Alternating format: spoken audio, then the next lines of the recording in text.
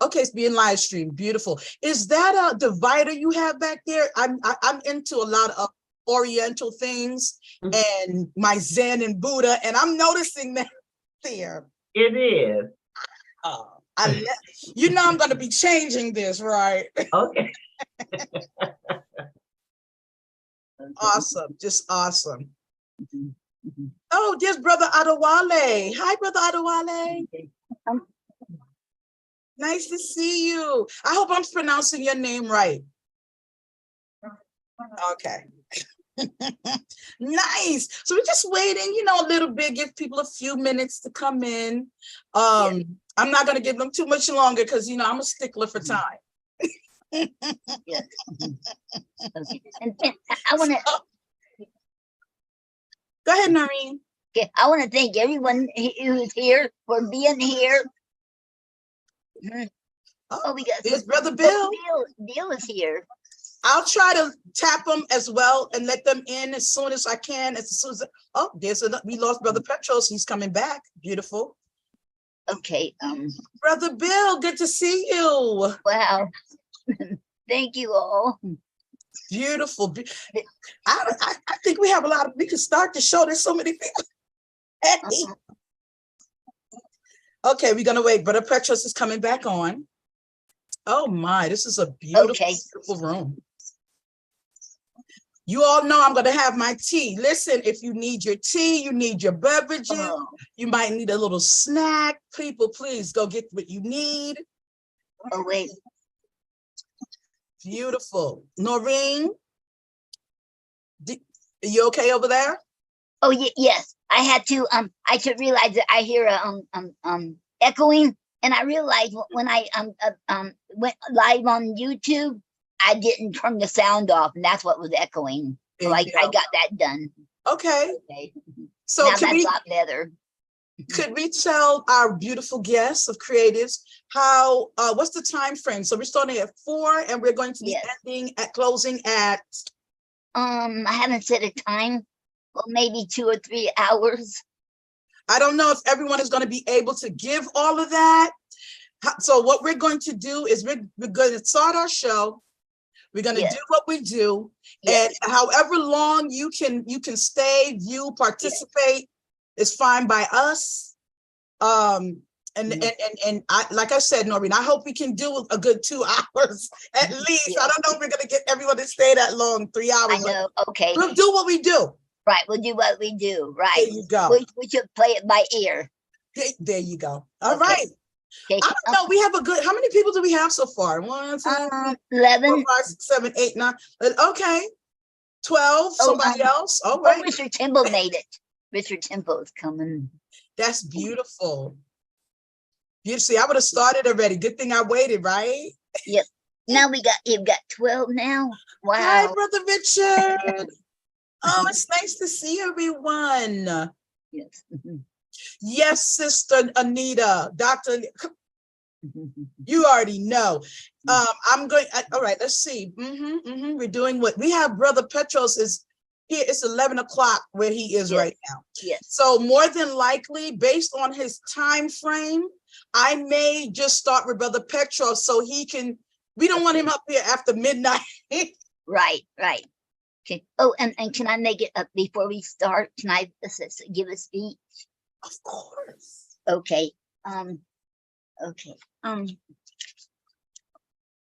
Greetings, everyone. I am Noreen Snyder, and Maxwinette, a poetess, and I are the hosts for this event. Welcome, everyone, all the creatives and the audience. It is awesome to be here and be part of this event. We are honoring Michael Rothenberg. We are dedicating this event to Michael Rothenberg. He died of lung cancer last year. This is the first event without him. Rest in peace, Michael. My condolences to the family. Michael Rothenberg saw this vision and wanted change. Together, Michael Rothenberg and Terry Carrion founded 100,000 Poets for Change. They made it happen. He was dedicated to 100,000 Poets for Change. He wanted change, and so did we, and people from all over the world. Michael is outstanding poet, author, activist, songwriter, and artist. I am proud and happy to be part of this organization. Thank you very much for being here today. And thank you very much, Maxwinette, for hosting with me. And now here's Maxwinette. Oh, that was awesome. Thank you, Okay, Noreen. you're very welcome. And I'm going, okay, I want to know if I can change you to from co-host to host, because we're hosts like host together. Right, maybe you can. You know that's your area, Noreen. Oh yeah, I can do that. Yes, make There host. you go. Both of us are hosts together. Okay. Oh, there I am. I'm the host now. Wonderful. Yes. Okay, this is awesome. And again, for those that are new, I'm Maxwinette A. Poetess. And of course, my fellow co-host, Noreen Ann Snyder. And this is 100,000 Poets for Change. And again, as Noreen just stated, greetings, brother Betik. I hope I'm saying your name right. Brother Cleve, nice to see you. And I'm just gonna, everyone has their mics muted. Thank you very much. If I'm coming too loud, just let me know. I'm a very loud Jamaican, American, vivacious person, and I may blow your speakers, so let me know. And you know, Michael Rothenberg, I met him, this is my third time doing 100,000 Poets for Change. And again, I thank Noreen for inviting me to do this. I was floored.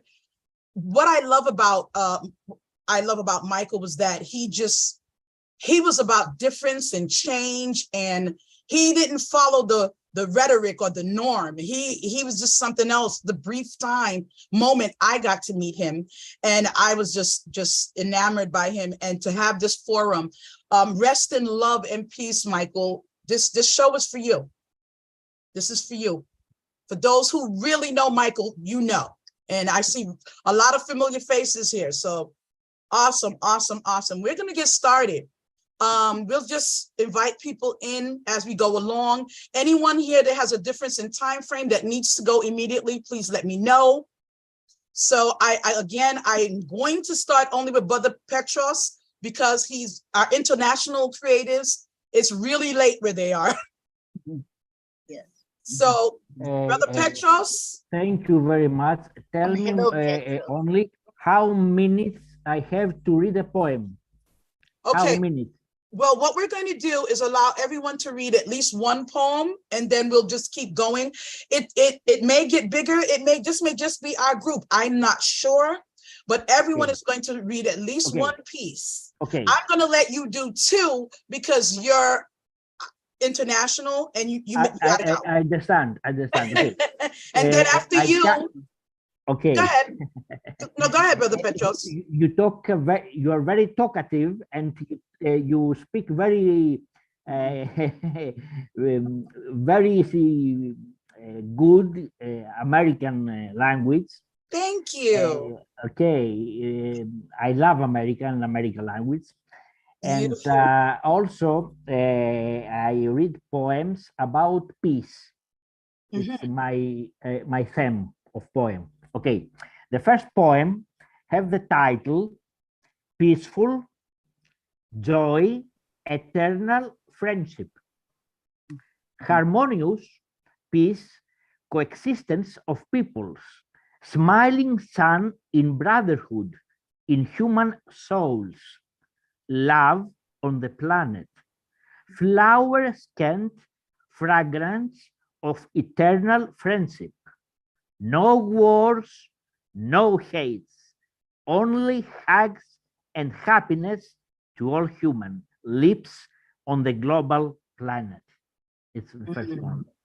Thank you. Please go ahead and please read your next one. The other poem have the title Peace in Our Hearts. Peace, love messages from heart, friendship feelings, kindness is peace, solidarity, hope, cooperation, without vices and hate, passion, peace-blowing brotherhood, and a blue and open happiness sky. Beautiful, beautiful, beautiful. Thank you for that, Brother Petros. Beautiful peace and love. Okay, again, with our themes. I just wanted to say greetings and hello to Brother Michael. It's wonderful to see you here. Just wanted to say hi. I'm going to go ahead with Dr. Anita, and then I'm going to start. After Dr. Anita is going to be Marge, and then we're going to keep going around down the line here. Okay. So Dr. Anita, please. Sorry, I said something. The sound sometimes it's not very good. Okay. You know, unfortunately, we're going to have that because everyone is tuning in from all over. So we may have good sounding, we may not. We just ask everyone to be patient and bear with it. Now I hear you very, very clear. Now. Okay. Okay. Beautiful. Thank you, Petros, for being here. Thank you, Ms. Noreen, for the invitation. It's You're my very pleasure. welcome. It's very honor for me. It is an honor. Beautiful, beautiful. Okay, Dr. Anita, go right ahead, my dear. Okay, thank you so much. It's just an honor and a blessing to be here. Thank you, my beautiful sister Maxwinette, a poetess with the mostest. You know, I gotta say that. Hi, everybody. Can you hear me okay? Beautiful. Okay, thank you. Okay, this is a piece about love. Okay, love, living in one vibrational energy. Mani Padme Love is pure energy expressed in quality. The reality we all need to receive and show love. In the realm of heart, soul, mind, and spirit, there's a vastness of dynamics within it. Dreams are life. Our love, imagination, faith, expression is made of, and it all begins with love. Living in one vibrational energy. Mani Padme. Like attracts like, and opposites attract. Now, a typical of the purity within our hearts, duality can give the illusion of reigning supreme. To recognize the light in me is to understand you are light. You are divine, pure innocence, sage wisdom sublime. The reality that love is pain is not a reality interwoven in the sacredness of our heart, only the egocentric in our head. The essence of love, that which cannot be defined, is unseen to the eye and felt inside by the heart. Living in one vibrational energy, Mani Padme.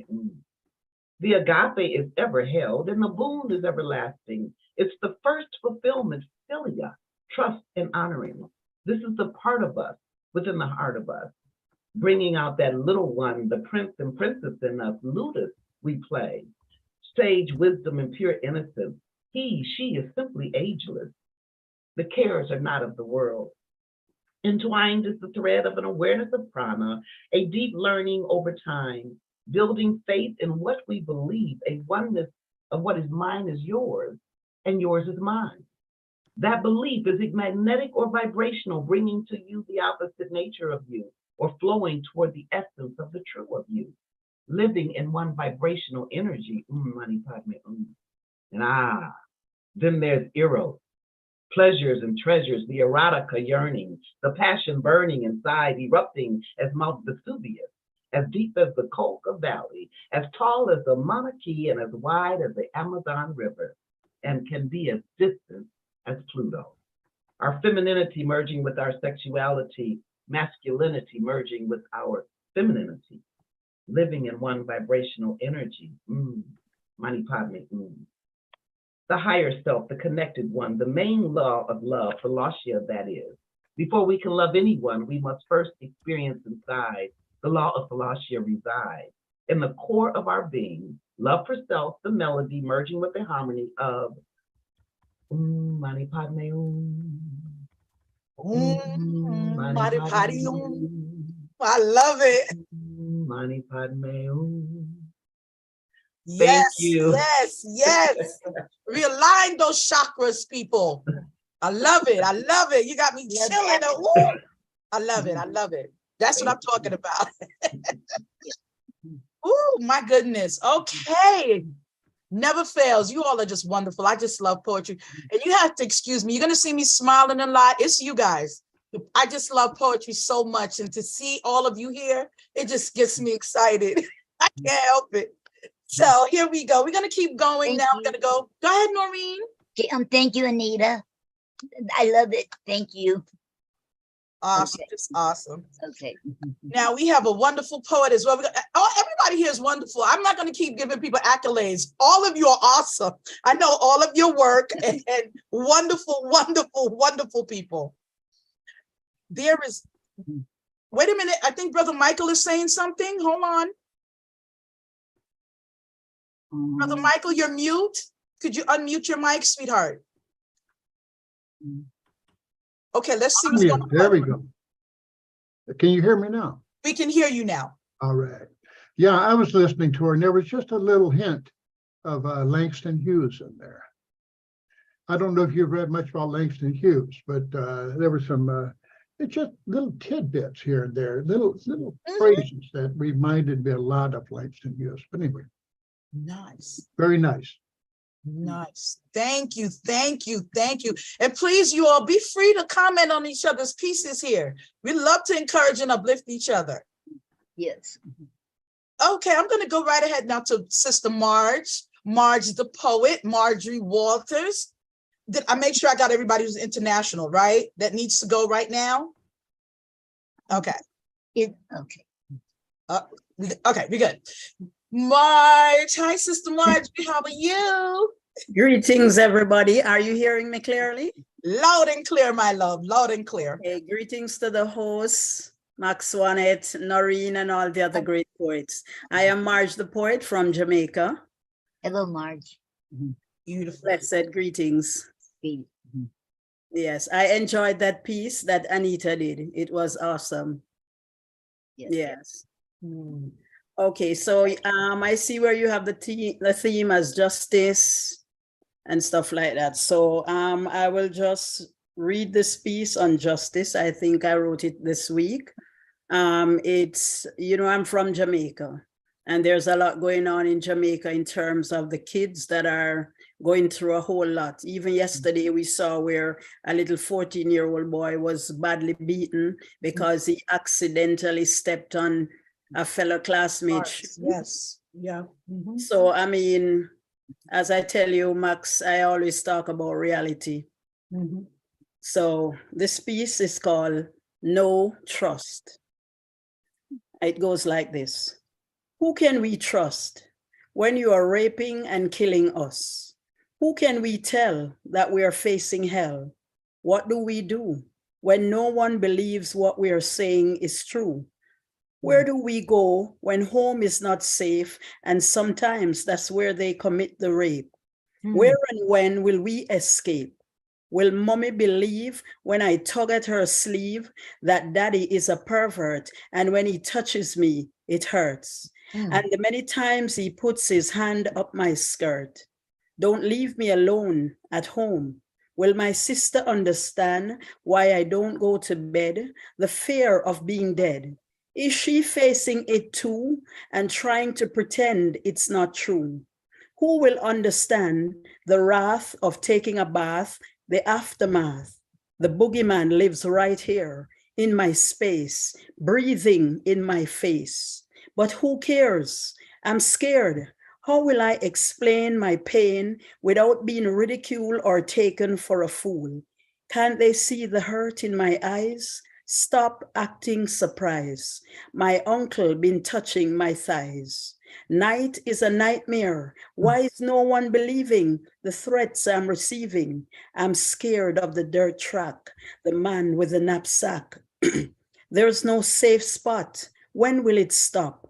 The pastor's Bible class, the questions he asks. My coach has a creepy approach. My cousin's weird smile. Can't they all see I'm a child? My stepdad, my brother, they are all close. The ones I should love the most hurt me the most. I'm tired and sick. Who will move quick to fix this shit? They are killing us every time they kill one of us. There is an outburst, but they have already quenched their sexual thirst. My cries for justice have fallen on deaf ears. Look how many of us they have taken. Aren't you truly shaken? Because they do it so brazen, and many of you provide them a safe haven. You attend our funerals for fanfare. You give eloquent speeches for the stare. But do you really, really care? I rest my pen and watch it happen again with no amend. Whoa, Wow. whoa, Well, whoa. that's powerful. You can't see, my hairs are standing up right now. It's, wow. I'm near tears at this moment. A harsh reality. Really. And that's what it's about. This is what poets are supposed to do. We are supposed to stir emotion. We are supposed to be the consciousness of society. We are our humanity's algorithm. So that's just, wow. Whew, you made me tear up here, Marge. Me too, me too. That was powerful. It was so, you painted a picture. I mean, I was a little girl afraid. That's how strong your words are. Yeah. Can I tell something? Wow. Maxed. This poem from Miss Marge makes me have strong feelings, makes me in some moments to cry. Wow. My soul feels very strong emotional feelings. And congratulations, Miss Marge. Thank you so much. I'm sorry if I made you guys teary-eyed. Not at all. Nope. It's a perfect poem. Don't apologize. Don't I write. everyone. Write Love. from the heart, I am. Miss Marge. You write all the poets. You write from your heart. Sure. This, Yes. when you write from the heart, all this takes other meanings, other messages to all the people around the world, because in this event, we are poets representing at first countries different, but the poet is the best ambassador for all the world poets and poetesses and all the emotional hearts and poetic souls. Thank you. Thank you, Brother Petros. Thank you, thank you, thank you. That was awesome. Go ahead, Noreen, please. Okay, thank you, Marge. That was powerful, and so keep on writing and don't stop. I write every day. Oh, yeah. Yes. Oh, Brother Michael, you're muted. Let's unmute your mic for me, my dear. Thank you so much. Am I better now? Yes, we can hear What am I you. doing wrong? I must be, oh my. Anyway, Margie, bottom line here, listening to that, number one, that's a beautiful poem. Number two, I'm an editor, I would publish that. Number three, I'm being real serious about this. Have you ever listened to Sylvia Plath's poem called Daddy? Go listen to Sylvia Plath's poem called Daddy. It runs right down the line. It's a very powerful poem, and so is yours, and I thank you for sharing that. You're welcome. Thank you, Brother Michael. Indeed, indeed, indeed, Marge. You, whew, I don't cry easily, but you caught me. That was deep, and just like Sister Anita and the other women here,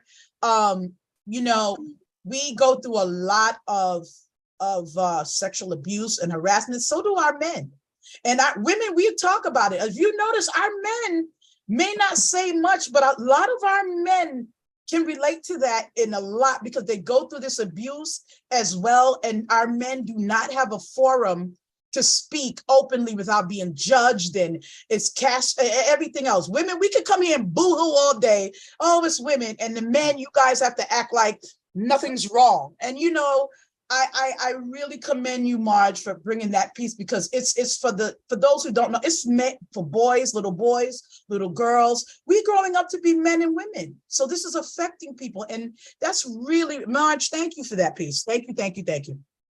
Awesome piece. Woo! Y'all gotta warn me now. Come on now, yeah. Woo! Let's go, let's go. All right, let's see who's next down the line. Noreen. Noreen and I are going to recite, but we want everyone else to recite first. So we usually wait till at least everyone has gone first. Okay. So the next person on the list is we on our beautiful grid. I see Brother Adewale. Okay, I'm just going to go in the order that I see people. So it's going to be Brother Adewale, Brother Richard, Brother Cleve, Sister Till, Brother Michael, Brother William. And we have Sister Romero, and I don't know who that is down there with the phone, 856 number. I don't, if you want to unmute yourself, could you tell me who you are, please? Or if you're just watching, that's fine. So we're going to continue. Brother Adewale, if you could please unmute your mic for me. And go right ahead, my dear.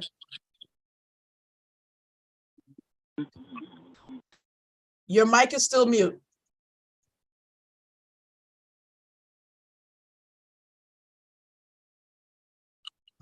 Wonder if he's using a phone. He needs to look at to the bottom left to tap. Yes, Brother Cleve. I think he got it. I think he's Okay. unmuted. He's not ready yet. He's not speaking as of yet. All right. There we are. Beautiful. Thank you, Brother Cleve. Yeah, this is a short poem just for my daughter. It is titled My Own. Okay. Seed of my troubled youth, I do praise you for your resilience and patience. Could have made $zillion bills, but for faith, which is affected by faith, if not for you, I would have wasted my youth. People said I should visit the Dibia. The Dibia is a traditional healer in Igbo land. Okay. Whether he will find a solution to you. Being the you, but I'll go into my native language now. Ibiorida Nisi, that is wherever your faith is. God of Italy. That is, you don't, they are not put it on the ground.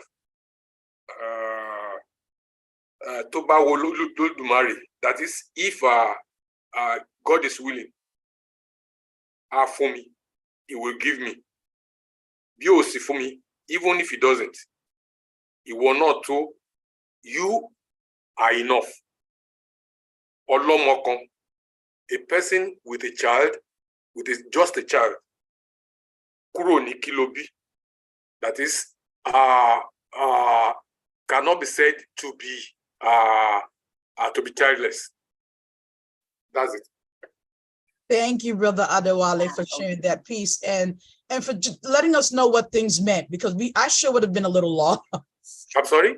Thank you for giving us the definition of what things meant. Okay. Yes, that was very helpful. All right. Thank you for that. Good. And that was really great poem, Adewale. And thank you very much. And keep on writing. Thank you. Thank you. You're welcome. You're welcome. Okay. Okay, we're going to keep going to Brother Richard. Mute your mic for me. Beautiful, Brother Richard. How nice to see you. Hello, thank you. Nice to see you too. I've hardly done anything international this year at all.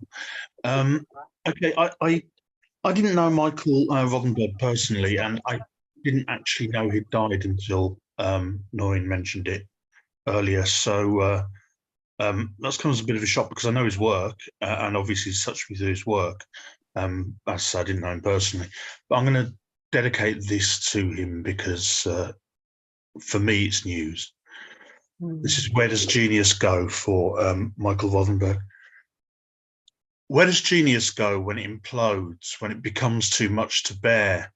hunched beneath a burden of phosphoric inspiration like Atlas, muscles split and bleeding. Symphonic celebration, a war of raw emotion, crushing frail, fragile frame. The boatman takes more than just pennies these days. The inflation of salvation.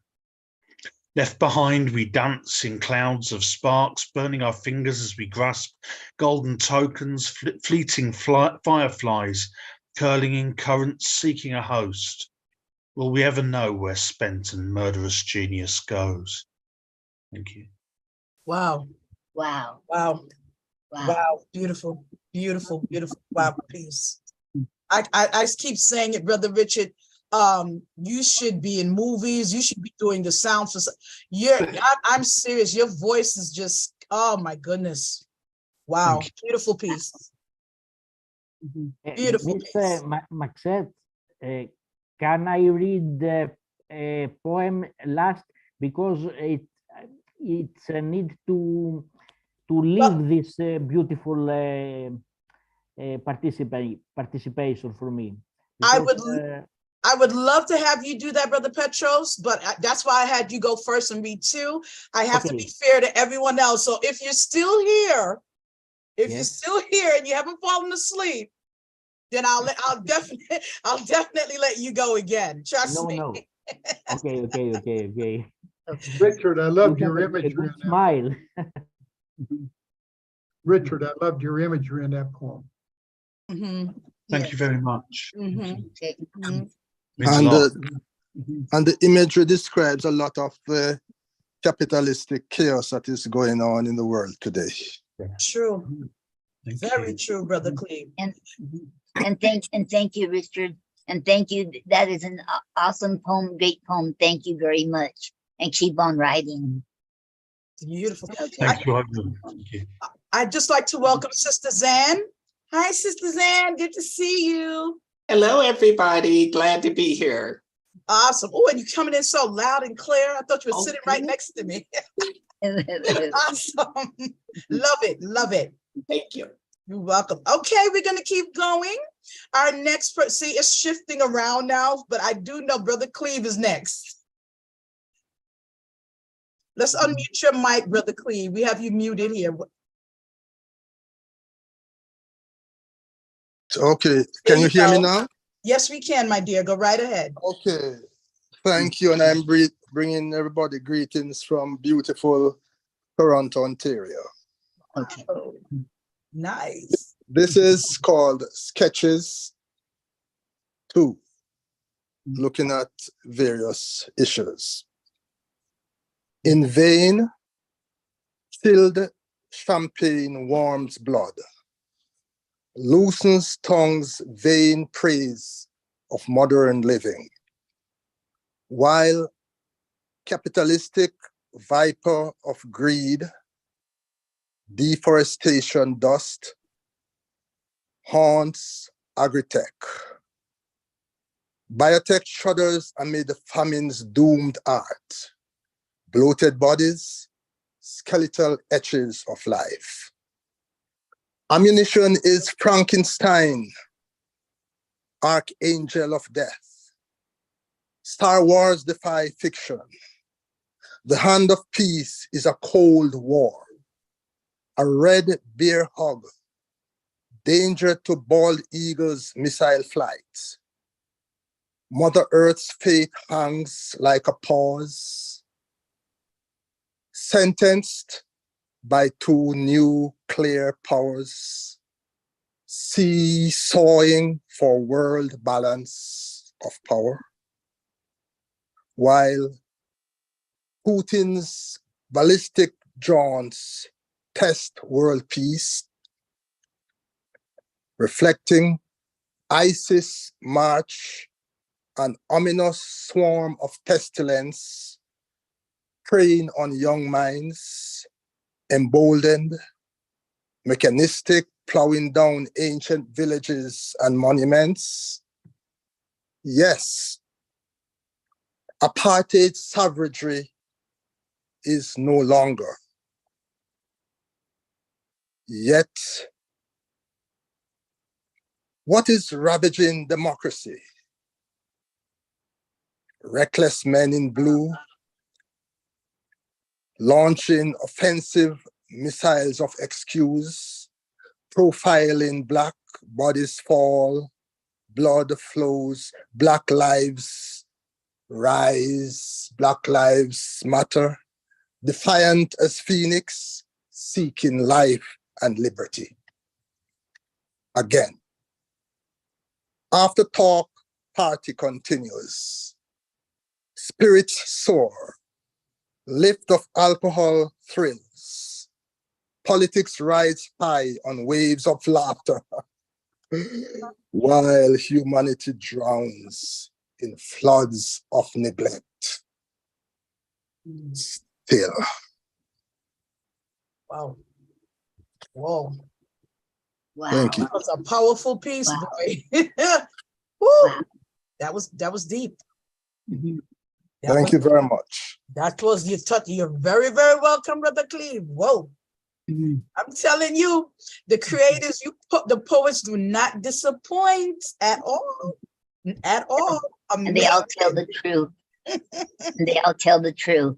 And and thank you very much, Cleve. That's a powerful poem. And Yes. keep on writing. I thank you think- very much. You're very And this is welcome. a very good, encouraging group, and I hope that it will continue to bring like minds together and inspire one another as well as the wider public. Oh, yes. Oh, yes. Beautiful words. Wow. Wow. And I say, I want everybody to know that I want everybody keep on writing, everybody to keep on. Thank you, Noreen. Yeah. You're very Right. welcome. We Don't tell the forget to truth. write. That's right. Right. Don't forget We to write. tell the truth. Mhm. I couldn't agree more. Awesome. Whoa. Woo. Okay. I know there are two creators here. I don't know who was first, if it was Sister Till or Sister Romero. But I saw Sister Romero get bumped down to the bottom there. I'm not sure which one of these sisters were first, but I'm just gonna go with Sister Till, and then Sister Romero. You'll be next, my dear. Okay. Okay, so I'm gonna unmute Sister Sharma. Yeah. May I, ma'am? Go right ahead. May I? Okay, ma'am. Thank you. Namaste. Namaste. And thank you to include me and invite me in this program. And I am very happy to see you. Ma'ams are very active here because to explain the womanhood, femininity, and many things are here. Okay, now I am going to recite a few short poems about the justice of the court, because nowadays the court is doing injustice. Yeah, so that is court of the sin. This modern time is of injustice. Power mobilized the world. Court of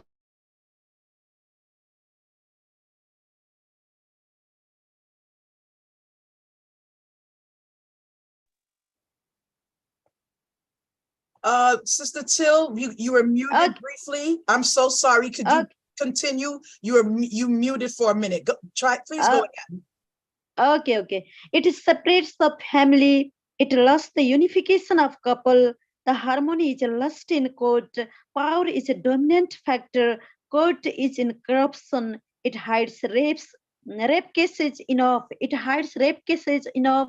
The injustice is preserved. The life is doubtful. Duty is sinful. Lawyers are doing business to own. The loss of love starts from court. It brings battlefield in property owning. There is no justice in the court. Court is leading with money. The humanity is collapsed. No matter of right and wrong. Court is criminal in the world. On another one is how to sustain life. The right survival is need. Unity is essence. Equality is weapon. No bias in gender is a need. Moral community in universe is essence. Humanity with kindness is needed. The boundary seeks freedom. Sustain to life with ethical respect is there. Honor to different races is need. Gender discrimination is crime. Equality is there. Light of higher civilization is need. Moral language should be there. Another one is peace is a garden of the flowers. Garden of peace is flowering. The life in peace is sublimity. Garden is with less war. Garden of beings is beautiful. Earth has varieties. The multi-beings are in decoration. The decoration is beautiful. Peace is beauty of social harmony. It is sign of moral world. The beauty is existence in the light. The earth is not in war. Peace is jewel in the earth. Peace is jewel in the earth. Okay, thank you, ma'am, very much, and dear poets friends who listen to me. Okay, thank you very much. Thank you, Sister Sharma. And you know, again, if those who didn't get it, she read a few pieces because Sister Sharma, could you tell us exactly where you are? Is it India? No, ma'am, Nepal. Pakistan? Where? Nepal. Nepal. Nepal. There it is Yeah. at the bottom. There we go. Yes. So again, those who are new, if we're our international creators, we're letting them read at least 1 to 2 pieces at least because their Okay. time frame. Okay. So- Okay, ma'am. no, Okay, you're fine. You're fine. You did great. Okay. Thanks Okay, for thank you anyway. Okay, Thank you you. anyway. Thank you, ma'am. And you know, it's interesting. We don't understand sometimes that our international creatives are going through the same things or similar things that we're going through in our own countries. They're dealing with poverty. They're dealing with governmental issues. They're dealing with stress. They're dealing with climate change. They're dealing with poor economies. They're dealing with everything that we're dealing with. This is why our poetry, it has so much life because it resonates. This is awesome. This is, thank you again, Sister Sharma. Beautiful works, beautiful works. Okay, thank you, ma'am. I see Sister Romero. Sister Romero, are you here to recite or are you just here to, you know, keep us company and fully enjoy the show? If you're here to recite, please unmute your mic for me, please, my dear. We're ready for you. I'm going to give her a few minutes. Okay. Well, I lied. I meant seconds. Okay, so we're going to keep going. Thanks for being here, Sister Romero. We appreciate the support. And I want to say hi to Sister Christina, Antonia Valera. I see you down there. Hello, my darling. It's wonderful to see you. And we have another guest here. I don't know who Infinix is, but I hope that we'll see more than just the ceiling when we get there. So moving right along. Brother Michael. You know, I love Brother Michael. I love everybody, but you know, I just love Brother Michael's poetry. Please unmute your mic and talk to us. We're not hearing a word. I'm mute. What's going on with that? I don't know, but it's not just you. Don't feel bad. Well, okay, you know, I like your, you know, that, but it, you know, looks nice. Thank you. All right. I'll do something here. When I don't know if you know this or not, it's just a little bit of history, and I'm not trying to brag about it, but it's just the way it was when I was young. The Vietnam War was going on, so bottom line is I decided to leave the United States and go into exile for 10 years. So, you know, I wrote a poem here that I don't know if it has too much to do with the theme or whatever, but we'll just give it a shot. Yes. If I Were Young Again by Michael Lee Johnson. Piecemeal summer dies, long winter spreads its blanket again. For 10 years I have lived in exile, locked in this rickety cabin, shoulders bolstered up against the open Alberta sky. If I were young again, I'd sing of coolness of high mountain snow flowers sprinkled with night glow blue meadows. I would dream and stretch slim fingers into a distant nowhere, yawning slowly over endless prairie miles. The grassland is where in summer silence grows. In the evening, eagles spread their wings, dripping feathers like warm honey. If I were young again, I'd eat pine cones and food for birds, share meals with wild wolves. I've had as much dessert as I wanted, reach out into the blue sky, lick the clouds off my fingertips, but I'm not young anymore. When my thoughts tormented are raw, overworked, sharpened with misery, from the torture of war and childhood. For 10 years now, I have lived locked in this unstable cabin. Inside, Russia's summer winds, outside air beaten dim with snow. That's it. Wow. Wow, wow, wow, wow, wow, Well, wow. thank you. I Wow. haven't seen that many people do this in my life forever. Mm, Let's clap mm, all together now. Come on, 1, 2, 3, 4. Perfect poem, Mr. Michael. Mr. Michael, Yes, sir. I respect. Congratulations. Thank you. Wow, wow. I couldn't even speak. Wow. You know, Brother Michael, there was just for a minute, I felt like you were chanting. I don't know if that was me. Okay. My hair started to raise, and I felt like a Native American chant was coming. I just felt so connected. Wow.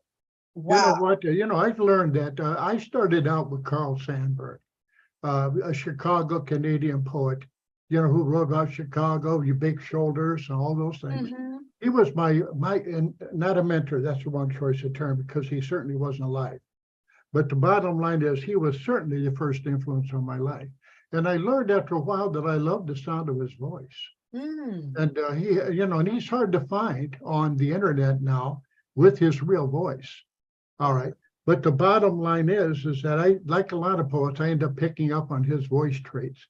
And, as life has gone on, I've noticed that a lot of my poetry does have lyrical musical sound.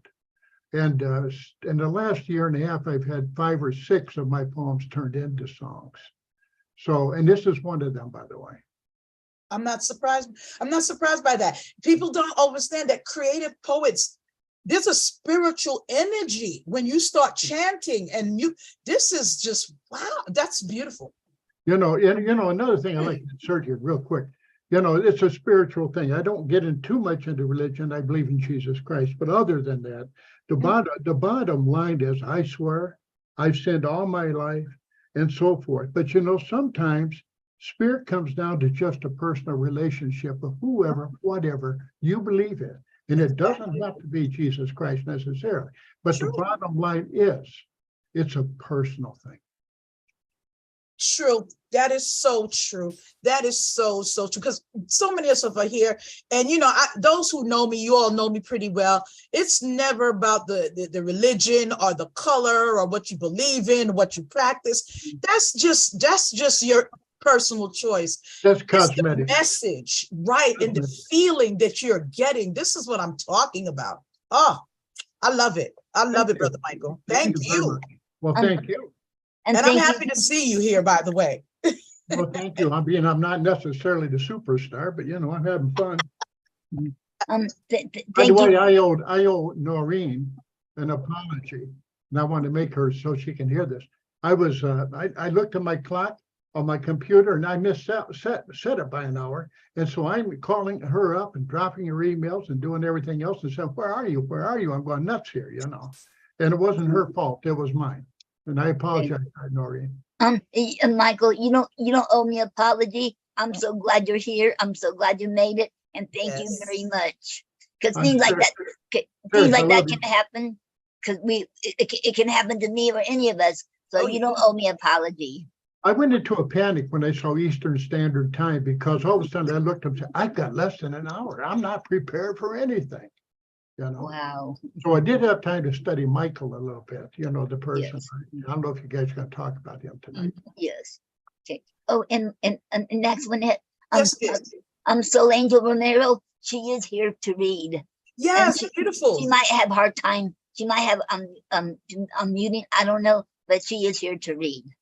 I don't see her here right now. I think we may have lost her. I hope she comes back in. Oh, Yeah, I I'm hope not seeing so. her. Okay, Uh-oh. she may have lost the connection. So let's just make sure we keep our eyes open. So if she comes back in, we can just bring her on. Okay. So for those who know, she should be next. So if she does pop in, we may interrupt you just to allow her to go ahead, because she's been waiting here for quite some time. She was here in the beginning. And before I can do this, I have to reclaim the host. Here she and the is. Co-host. She's here. Yes.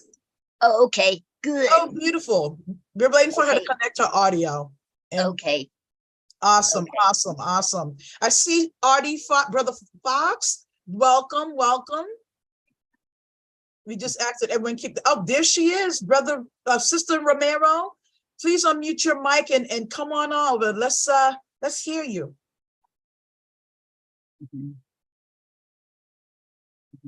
Unmute your mic, my dear, still mute.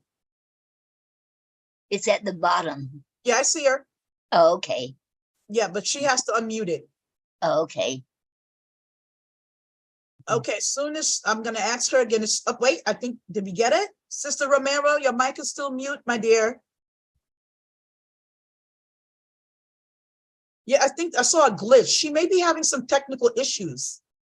Okay, Sister Romero, if you can hear me, whenever you're able to come in, just come in. We already know that there's some technicality. We'll interrupt whoever's going just so you can, go ahead and share with us. But I'm not getting you right now for some reason. Again, people, I'm noticing this. We're having technical issues. Let's just hang in there and keep going. It's out of our control. Okay. All right, so, oh, thanks again, Brother Michael. That was deep. Okay, okay, yeah, we lost her. She'll be back, hopefully. Now, Yeah. I'm trying to see, I see Brother Infinite, that's Infinite. I don't know your name, my dear, but I know you were next, and then I believe Brother Bill, and then we're gonna have Sister Zan, and we have Christina. Okay, so we're gonna go with, there you go. Could you tell us who you are? Introduce yourself to us. It says Infinix X6819. We're looking at you down there on the bottom of the screen. Okay, I don't know. We're not getting any response here, so I don't know what's going on here. I'm gonna have to keep going to someone else. Okay. Okay, let's keep it moving. And here we are, Brother Bill. Brother Bill, what? Yeah, he's mute too. Wait a minute. Unmute yourself there for me, my dear. I'm not hearing you. Yeah, this is a connection issue. Yes. It is. Yeah, we're having some issues here with connection. Let me see. Brother Michael, could you speak for me again? Let me see if we're hearing you, because I'm not hearing people. So when I came in, the audio wasn't automatic. I don't know if this is Artie Fox, I'm sorry, but I don't know if you have it set like that for the Zoom, but I had to actually go in and cut my audio on. This is the first time it's happened to me when I came into a Zoom meeting. So the audio isn't like set to directly come on. You have to actually go down to the tab in the corner and it'll ask you again. I've never been prompted that way. So I'm assuming that the Zoom was set up a way, or maybe it was a mistake made, but maybe that's why the people are having issues speaking, because they didn't go and do that. Because I wasn't here the first time and I thought it was my phone. So I left and came back to realize that it was something I had to do inside of the Zoom. That's very interesting. Now I Noreen, know why I'm not a host. Now I know why I'm not a host. My goodness, I was thinking about, bringing my own Zoom, but now I think I'm fearful. That's scary. How do you do that, sweetheart? Oh my. Oh, wow. I can take credit. Noreen, could you check the settings in the Zoom? I think that's why we're not getting people based on what Brother Artie just said. There's something going on with the sound. Okay. Yeah, let me just give us one brief second. Let's see if we can fix this real quickly. If not, unfortunately, I don't know how we're going to fix that, but let's try. If I'm understanding correctly, I think Artie was saying he's not used to having to unmute himself, but the room's set up to be mute when you come in because someone might be reading. Correct. So I think that's correct. I think we just need to make it clear to people what they have to do. Thank you. Thank you. Everybody heard that. Thank you, Brother Richard. That's really interesting. I would never thought of that. So you're saying that when my nuke comes in, they are automatically sort of muted so they don't interfere with somebody's speech. That's excellent. Thank you. That's good. Yeah, I didn't know that. I didn't either. Yeah, Tell you, we're never too old to learn. Beautiful. never. Okay, we're going to try with Brother Bill again. Brother Bill, you're mute. I'm still not hearing you, Brother Bill. Keep going. Keep trying till we get you. We don't hear you yet. and I'm determined. I'm not hearing him at all. Okay, Brother Bill is gonna come back. Let's see, who else is on a live mic right now? I see, brother, what's this, Infinix? I don't know who this brother is here. I see you here, brother, down there. Could you unmute your mic for me, please? Go ahead and speak, my dear. Let us see if we can hear you. Can you hear me? Oh yeah, we got you. We can hear you. I'm just joining now, so I don't actually know where we are. So what are we talking about? Well, actually, this is a theme for 100,000 Poets for Change. Are you a poet? Yeah, I'm a poet. Oh, that's good. So the themes that we have are justice, sustainability, peace, but it's a bit broader. We practically will take any poem with, that's positive, expressive, because it all ties in together eventually. So if you have a piece that you would like to share, we would be more than love to hear you. Okay. Let me get one. Let me get one ready. Okay. Right. Do you have one now? Do you want us to come back to you? Let me know. And just come back. Let me get it. Let me quickly get my laptop. Okay. Whenever you're ready, we'll come back to you, my dear. All right. I'm going to have you mute your mic yourself. I don't want to mute it and then I can't get you. So just mute your mic for me, okay? Okay. All right. We lost Brother Bill, but he'll be back. I'm gonna go right ahead to Sister Zan. Sister Zan is here. Can you hear me? Loud and clear. And after Sister Zan, yes, we're gonna go to Christina Williams.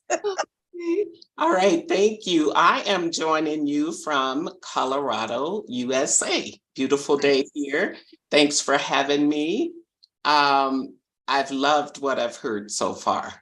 I'm going to share a poem that's titled Hunger, a Global Tragedy. Hunger happens when humanity fails. Our most basic human need, unmet, swollen bellies, empty stomachs, desperate souls, abandoned eyes, wide open, no hope in sight. Clean hearts, dire circumstances. People are starving. The tragic contrast is an abomination. Tunnel vision void of compassion. Deep pockets, too full bellies. Greedy souls, willful waste.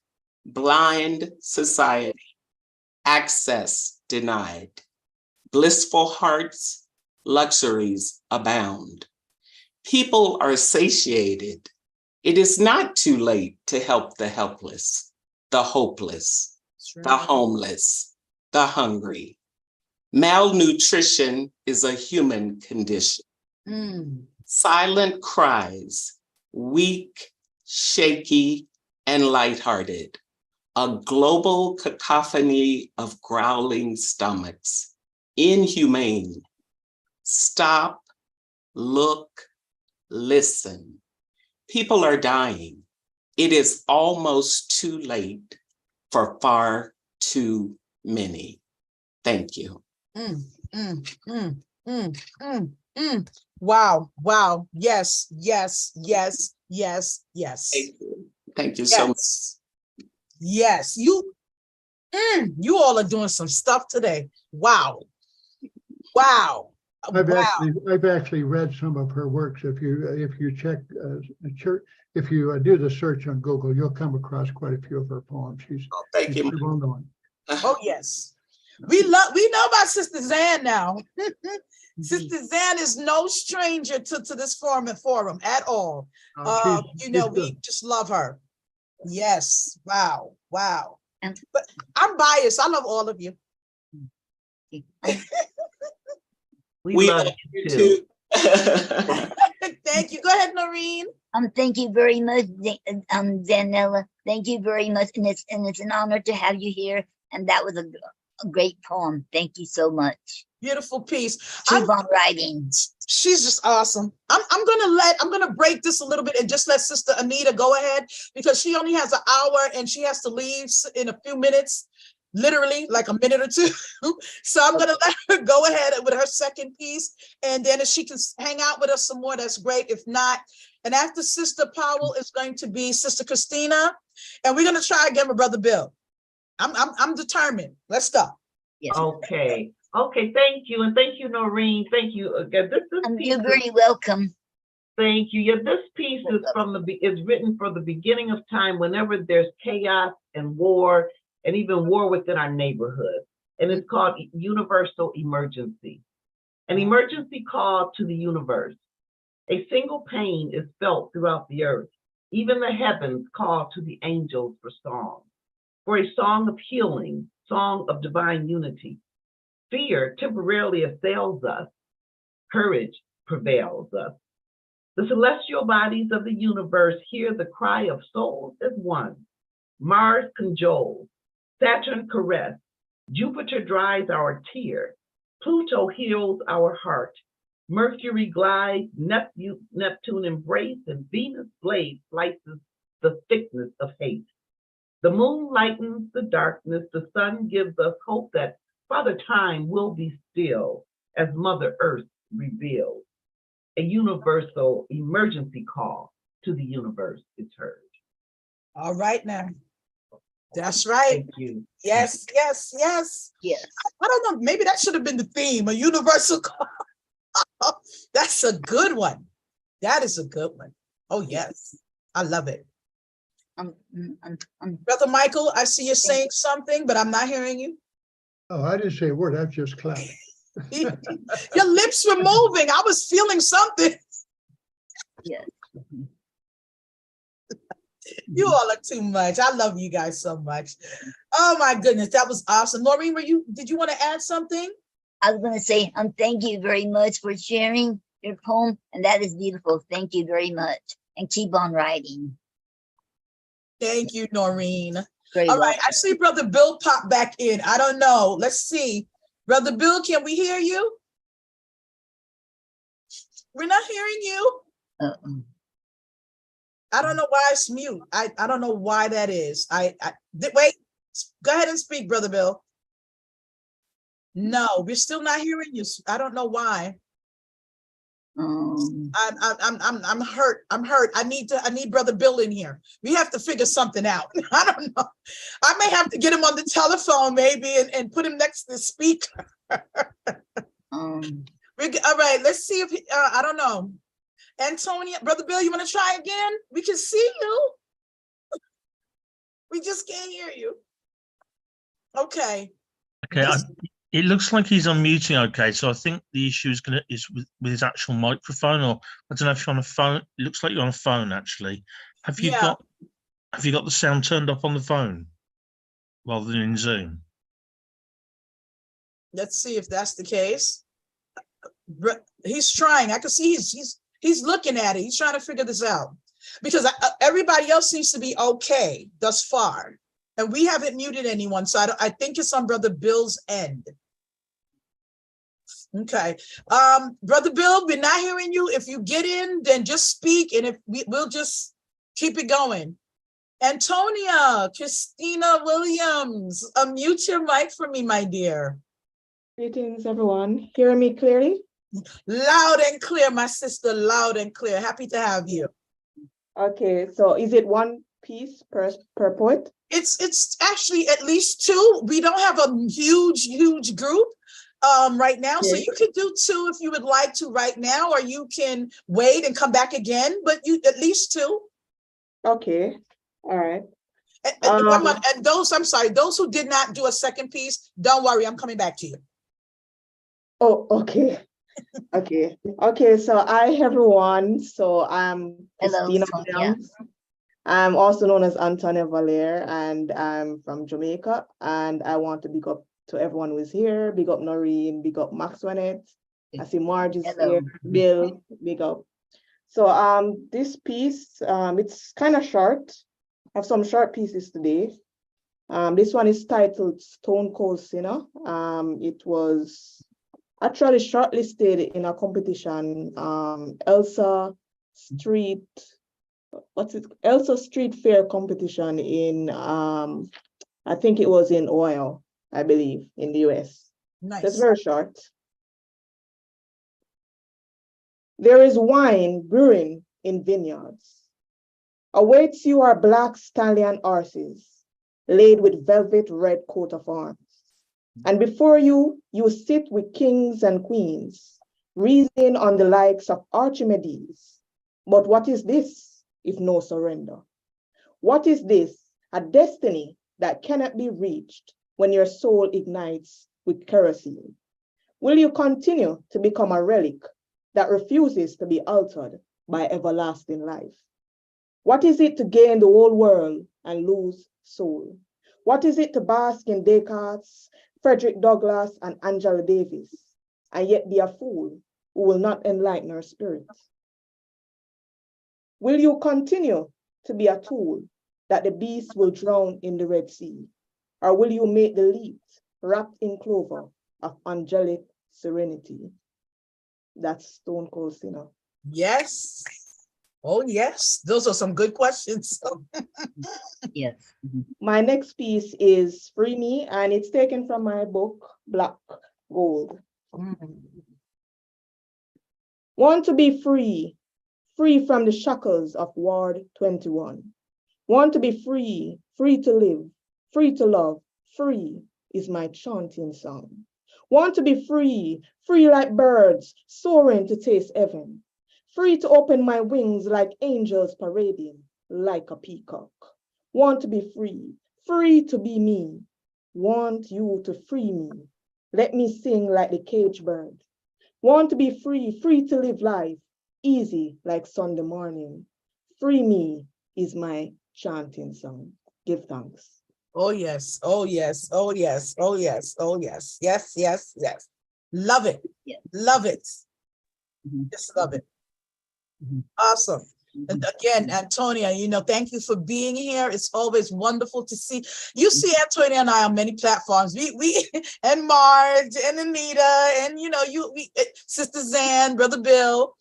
And Brother Bill, if you can't recite, if you give me 1 second. I refuse to go down like this. We're not having it. No. I just refuse to do it. We're gonna have Brother Bill if I have to read it myself. Okay? Okay. And Brother Bill, we see your lips moving and hear nothing, but we got you. Okay, we're gonna keep going. I see Brother Artie Fox here. Brother Artie, could you unmute your mic for me, please, and go right ahead? Hello, how are you? Nice to meet you. Nice to meet you too. Let me get in this camera. So, Brother Artie, so I'm assuming, I hate to assume, you're a poet? I am a poet. Oh. I am a poet. Oh, there you are. Nice to meet you. Nice to meet you too. It's nice to meet you too, Artie. Nice to meet you, Miss Erin, for the first time. Nice to meet you. Thank you for inviting me and making sure I was here. Michael meant a lot to me. 100,000 Poets for Change means a lot to me. And I'm just happy to be here. Awesome, awesome. I love your shirt, by the way. Thank you. It's actually a brand. I was just gonna say that. Love his shirt. That's a fact. I don't know how much I know the world don't know about it yet, but I met Michael about 2 years ago on a platform called Clubhouse, and he helped me create this brand. So really? Yeah, Wow. he did the artwork. He has a book, and he let me pick a couple of pictures out of his book to help me create a couple of my first designs for my shirts, for my hoodies. When I say I don't want to be emotional because I want to do my poem, but it's okay. I didn't believe in myself. I didn't know poetry was for me. I didn't know poetry was something that was going to change my life. And I honestly thought that Michael was going to be like my Mr. Miyagi on some Japanese shit. But so him passing away was a lot for me because I thought that this was the beginning of a journey for us. And so it's dope to just be on here with a bunch of people he knows and care about, because he meant a whole lot to me. Oh, that's beautiful. That we are so honored to have you here. Honored. Honored. You're gonna make me start oohing over here. Stop it. Now, I didn't mean to. I just honestly, I don't know people who know him. We were, like I said, I met him on Clubhouse. I was supposed to fly out to California right before he got sick, and I'm straight because I had a show, and I'm so mad because I didn't think this was I didn't know how things were gonna go. So it's like I don't know other people to empathize with. I don't know other people who feel the way I feel, because how we met each other on the app, just doing poetry and then talking. Well, I didn't get close to everybody else like that. Like, he's one of the few people who I got that close with. So it's just good to be on here to say the stuff that I'm saying, because like I have a lot of poetry and a lot of stuff that he inspired. And people hear his name and they see it. It's in my book, it's on my videos and stuff, but it feels real good to kind of say it to people who actually know why I'm saying it and can understand and kind of feel the energy a little bit better. So thank y'all for letting me be here. Yes. Well, you're in the right place. You do make sure people leave your information and your links in the chat, because it does not end here. And those of you who know me already, you're new. Welcome, welcome, welcome. I'm so glad to meet you. You are in the right place. I wish I could reach out and hug you right now, but know that the hug is coming. I feel it. I feel it. I can feel it. I got you. I can feel it. I can feel it. Trust me, you're in the right place. I'm just curious, where are you from right here, right now? Where are you from? I'm from Baltimore, Maryland. You're in Baltimore, Maryland. Nice, nice. Awesome place full of talent. Yeah, it is. Oh, I know. I'm looking at you. I know. You're in the right place. And I'm so happy to meet you and to meet someone who, it is a beautiful thing. And I like to say again, I'm not a religious person. I'm a very spiritual person, you know, and I know Michael's energy is here because we are all here honoring him on this show. So, you know, again, you were meant to be exactly where you are, to connect exactly how you are supposed to connect. And this man has not left you, and your journey is not over. It's only just begun. That's why he touched your life. And because the journey continues. Oh yeah, that's beautiful.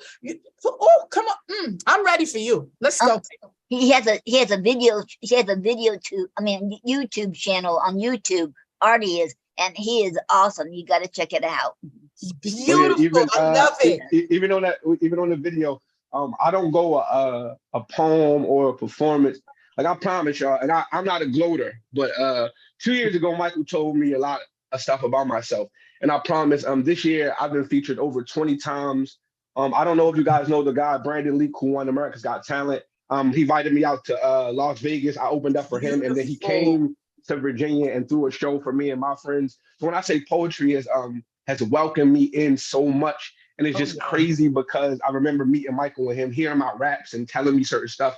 And I just wish he was here to see it. Like, I ain't really grew up with no pops, and I ain't never really have wanted somebody to kind of just see, like, look at me now. Just like, see he you. said it. Yes. Like, yeah, like, yes.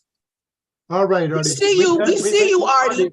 Artie, we've had enough of this, okay? You're such a good-looking guy and all that. And I'm not a particularly fan of rap, but you know what? I love your damn enthusiasm. So let's get on with it. I really am looking forward to hearing them. I want to hear what you got. I do too. All right, let's go. Bring it. This poem, it's actually one of my tributes to Michael. It's a half. It's like a half poem. It's called "The Cookout in Heaven" and "How I Learned to Fly." Wow. But here we go. Before I start my piece, I have to say, rest in peace.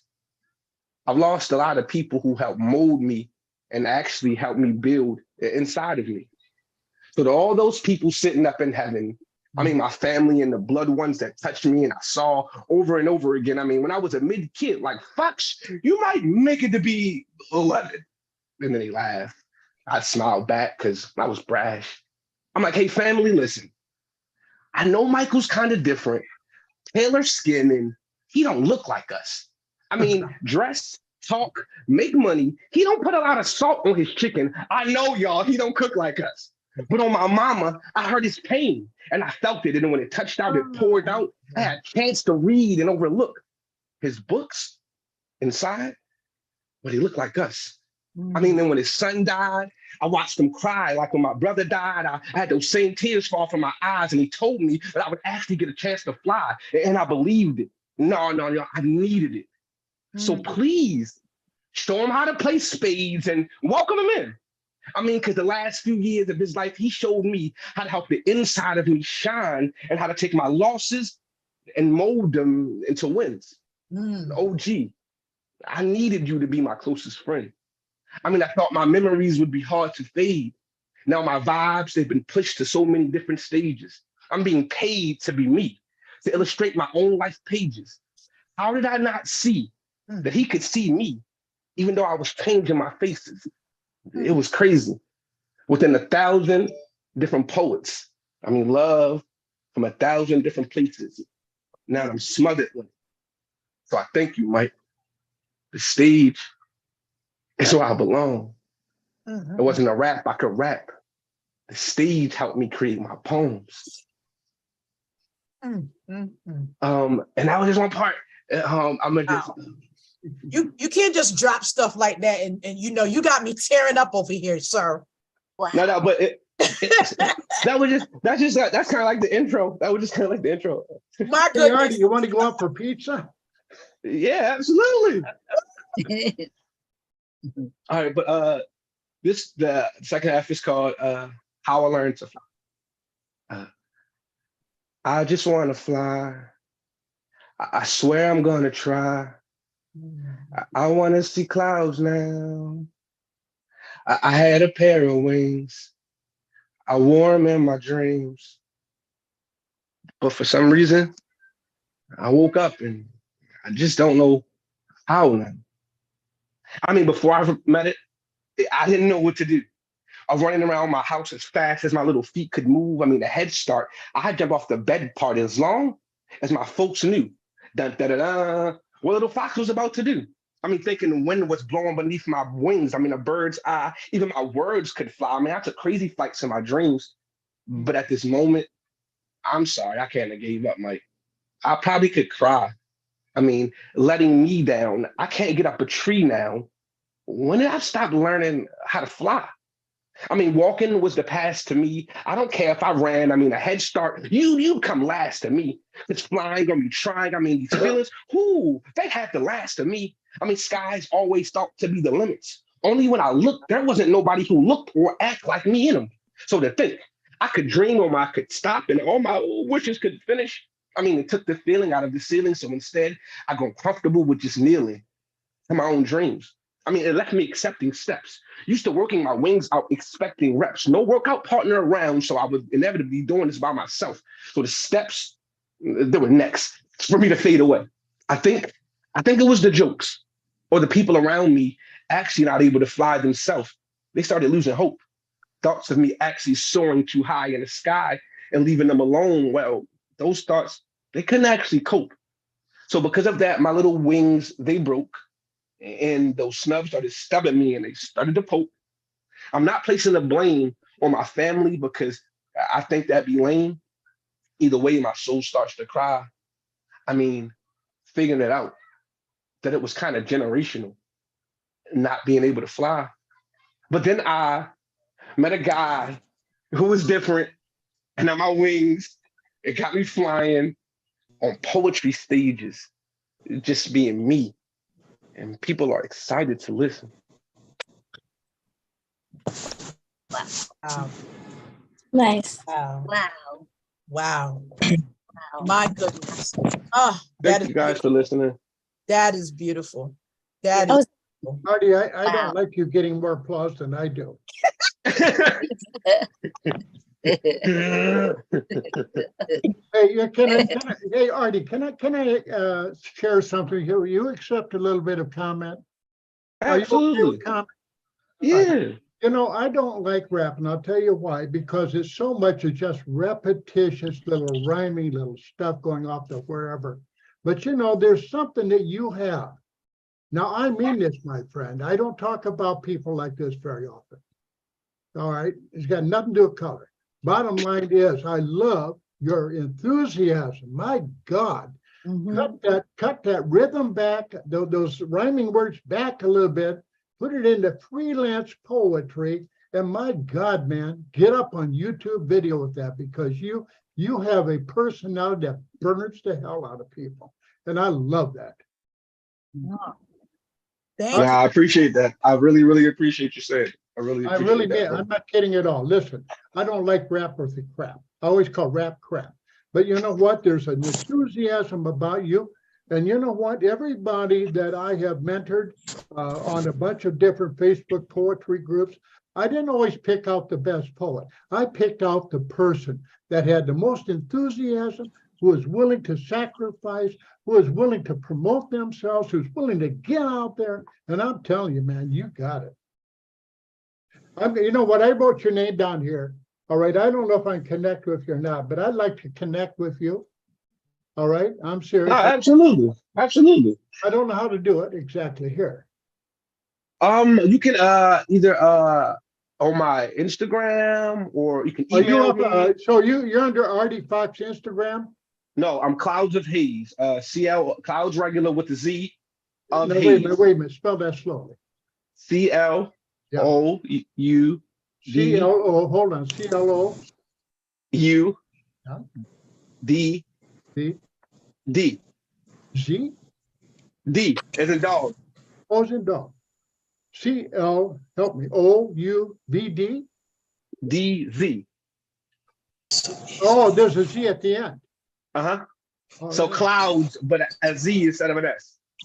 Brother Artie, you're on Facebook, so we could just go to Artie Fox and find you, right? Oh yeah. But to be honest, even after you go to a lot more of my content is on my Instagram. I'm trying to put more of it on Facebook. I'm just getting used to using my Facebook, because I just only use it for college. I hadn't got used to using it, but I'm gonna try and put more up on but a lot of stuff on YouTube, and a lot of stuff on Instagram. Oh, you're on YouTube right now. Oh yeah, I'm on everything. Spotify, YouTube, Apple Music. Beautiful. Yeah, I'm everywhere. Okay. Go look me Artie, up sometime, because I'm on YouTube. Hi. Yeah. Hold on one second, gentlemen. Can we? Is that Sister Romero down there? Yes. Oh, we're gonna. Okay, everyone, please. We can connect later, and everyone knows he's on YouTube, Facebook, everywhere else. Find him, put his name in. We have got to get Sister Romero. We've been trying for a minute. That's so sweet. I have I have to apologize. I have a sore throat.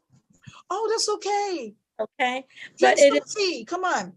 It's a privilege to meet everyone. I'm so happy to see new people with the same passion. Okay, I started doing this. I became a widow like 8 years ago, and this was part of my my therapeutic passion. We'll say it this way. And I'm sorry about my voice. I went back into teaching. That's part of my transition. I went back into smaller children, and I had a child that was an autistic child that is no longer with us. So I wrote this poem just thinking about him. It was just a thought. So I would like to, I have a few, but I think I'm gonna say this one, okay? Okay, it's called Please, Please, Please do not ignore me when you look inside my eyes, but I cannot focus. I'm sorry, please do not ignore me when you look inside my eyes, but I cannot focus to respond to your call. My eyes go in circles just trying to see the world as you do. Please know that I have my own thoughts. I also have a soul. I might not act or think like others, but I am also one just like you, unique. Help me explore the world next to you, next to my friends. Please be patient with me and do not leave me alone. Please do not blame me when I cannot do as others do. Please try to listen to my heart when I speak only words that only I know. I may not speak like others or like you. It might take me a while longer, but be patient with me. Ask you, Lord, to help you listen to my words that I cannot say, but they are imprinted inside my heart and my soul. As I cry out trying to communicate my thoughts, please do not speak about me to others as you, I'm sorry, please do not speak to me. Do not speak about me to others as saying nothing will become of me. I am human. I am me. I am a child of God. Respect that I am life. Please do not force me to do things that I can't do. Do not hurt me. I feel pain as well as you do. Please, teacher, help me. Help me explore the world. Take me by my hand and hold me tight to your soul. One day from today, I will thank and bless you. But if I never am able to express my gratitude in my words, just remember the Lord will speak because I am also a child of the Lord. I am also one of you. Please don't forget that the Lord sees it all. Wow. Wow. Wow. Yeah. That's deep. And my condolences. Mhm. That is so Yeah. wow. Wow. Because a lot of I worked with autistic children and disabled children for years. A lot of people don't understand, they don't have a voice. They don't have a voice. So for you to come and just to thank you for that. Thank you for that.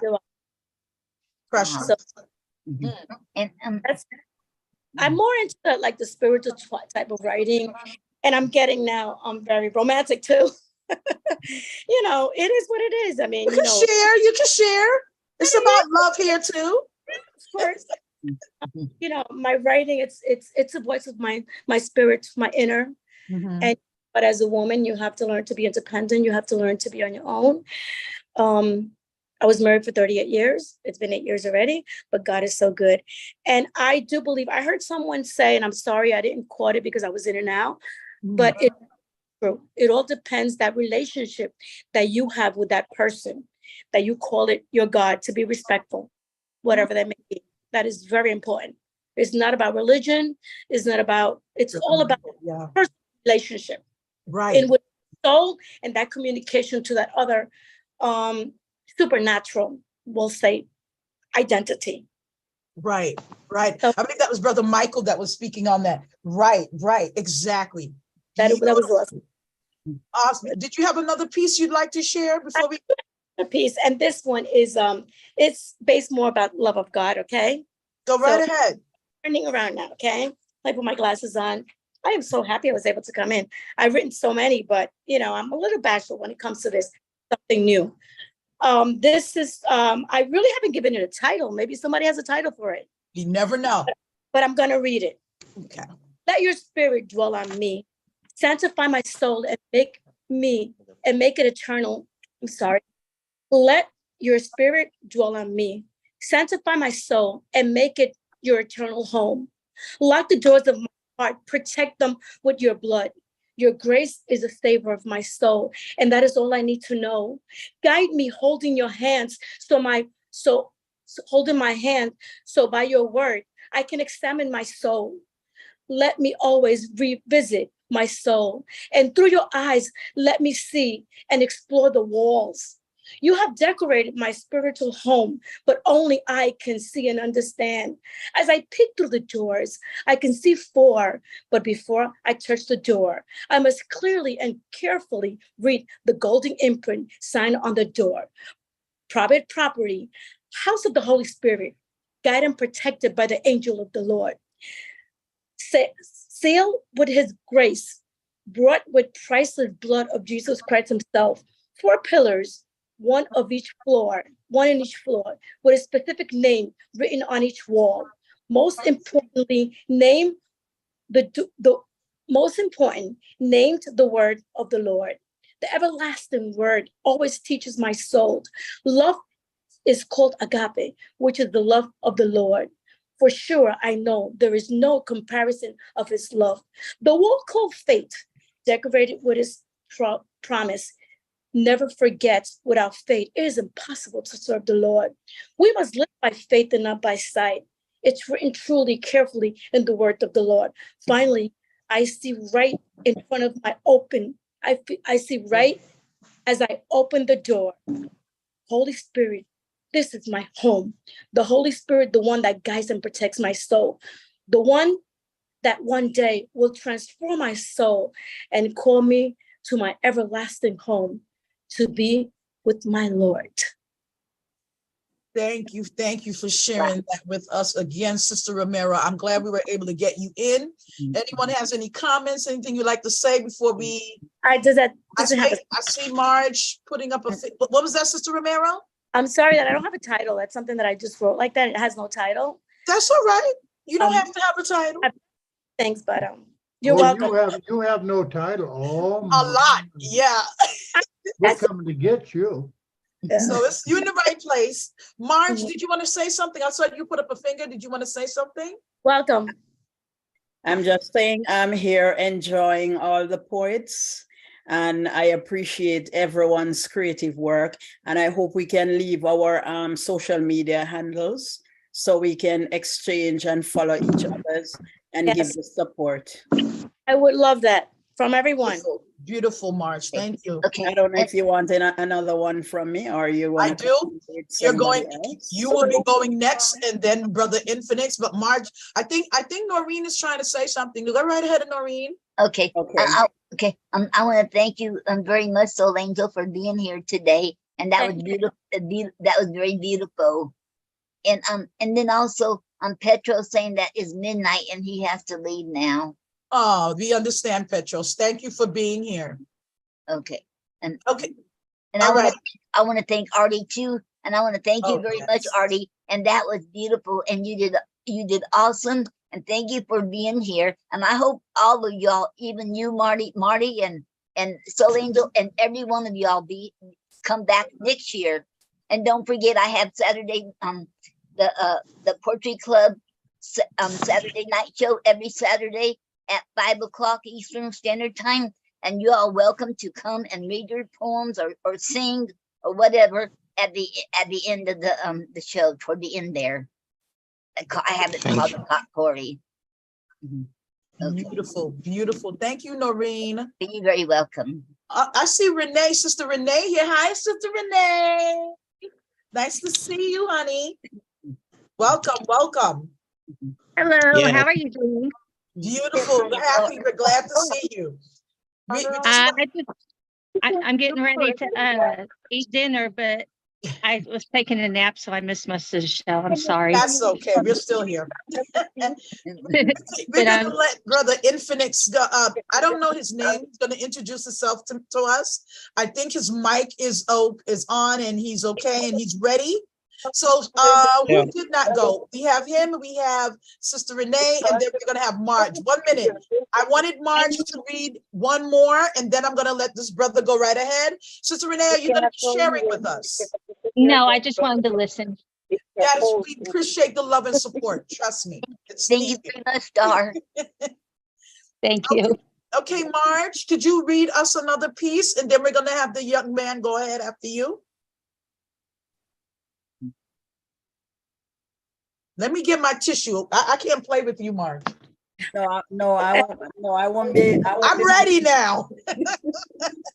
Don't do me that, Max. I won't be making anybody shedding any more tears. I'll just give you something kind of happy. Okay, we love it. We love it regardless, Marge. Go right ahead, my dear. Okay. In the bag. Okay, someone needs to mute their mic. 1 minute, I'm gonna have to mute you. I don't know what happened. I apologize for that. Please continue, Marge. Okay, this one is called My Pen. I promise you, I'm not the poet you like. Definitely not your type. I ain't here for the hype. I'm just a poet who's silently loud, rarely likes a crowd. I am slightly antisocial, but with poetry, I am vocal. I'm just a poet who spills rhymes, writes lines, reminisces in time, and yet sometimes forward thinking, never blinking, word sinking. Not your fancy poet who needs, works, or writes for applause. And just because I'm standing here with you today, I am antisocial, but with poetry, I am vocal. I speak my truth without band-aid. Rarely get paid, but I ain't afraid. Step on toes, ruffle feathers. My words make you think, Yes, they sink. I speak for the elite, the man in the street, or the one who just a look of food to eat. A poet who is silent, but saw the need to vent. My pen owes no rent. I might have been called here by accident, may never get the chance to return because my words sometimes burn and even make heads turn. I am the politician's friend without my pen, the rapist's nightmare. Do I care? Hell no, grab a chair, open your ear. Poetry has no fear. Your may-be hated poet is here. My sexual poetry ignites fire, giving the weak desire. It has increased the sale of Viagra and KY gel. My poetry has been sending Christians to hell, making pastors rebel. Only time will tell. My poetry has boosted the consumption of wine and chocolate, escalated love and quelled hate, sent many on a date.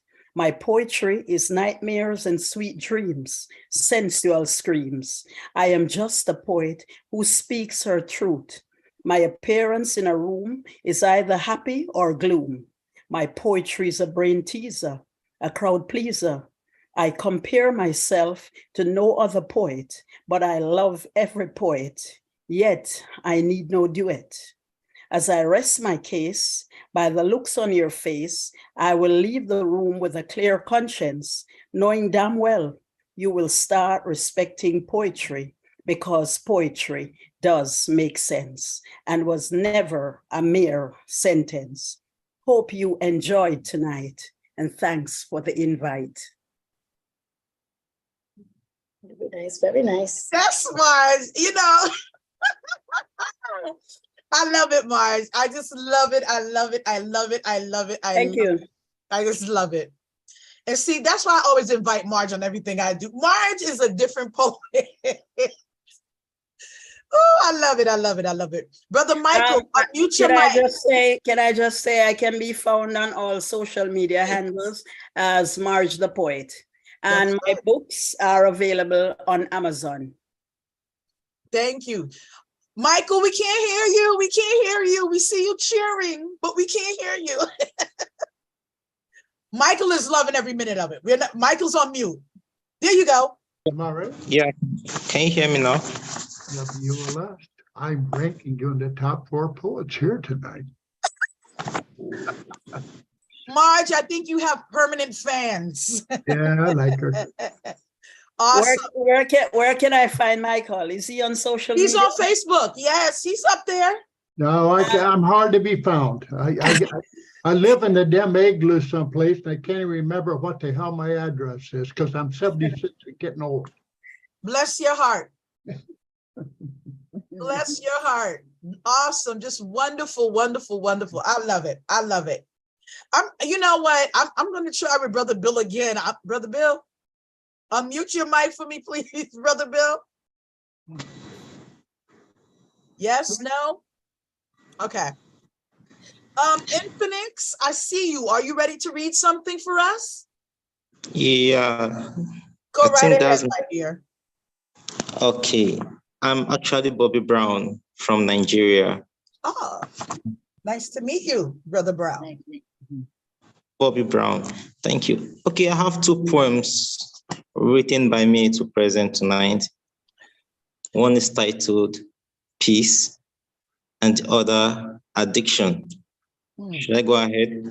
Please do. Okay, I'm going to go with one piece first. It's so easy for the weapons to be laid, even more easier for the bombs to be laid.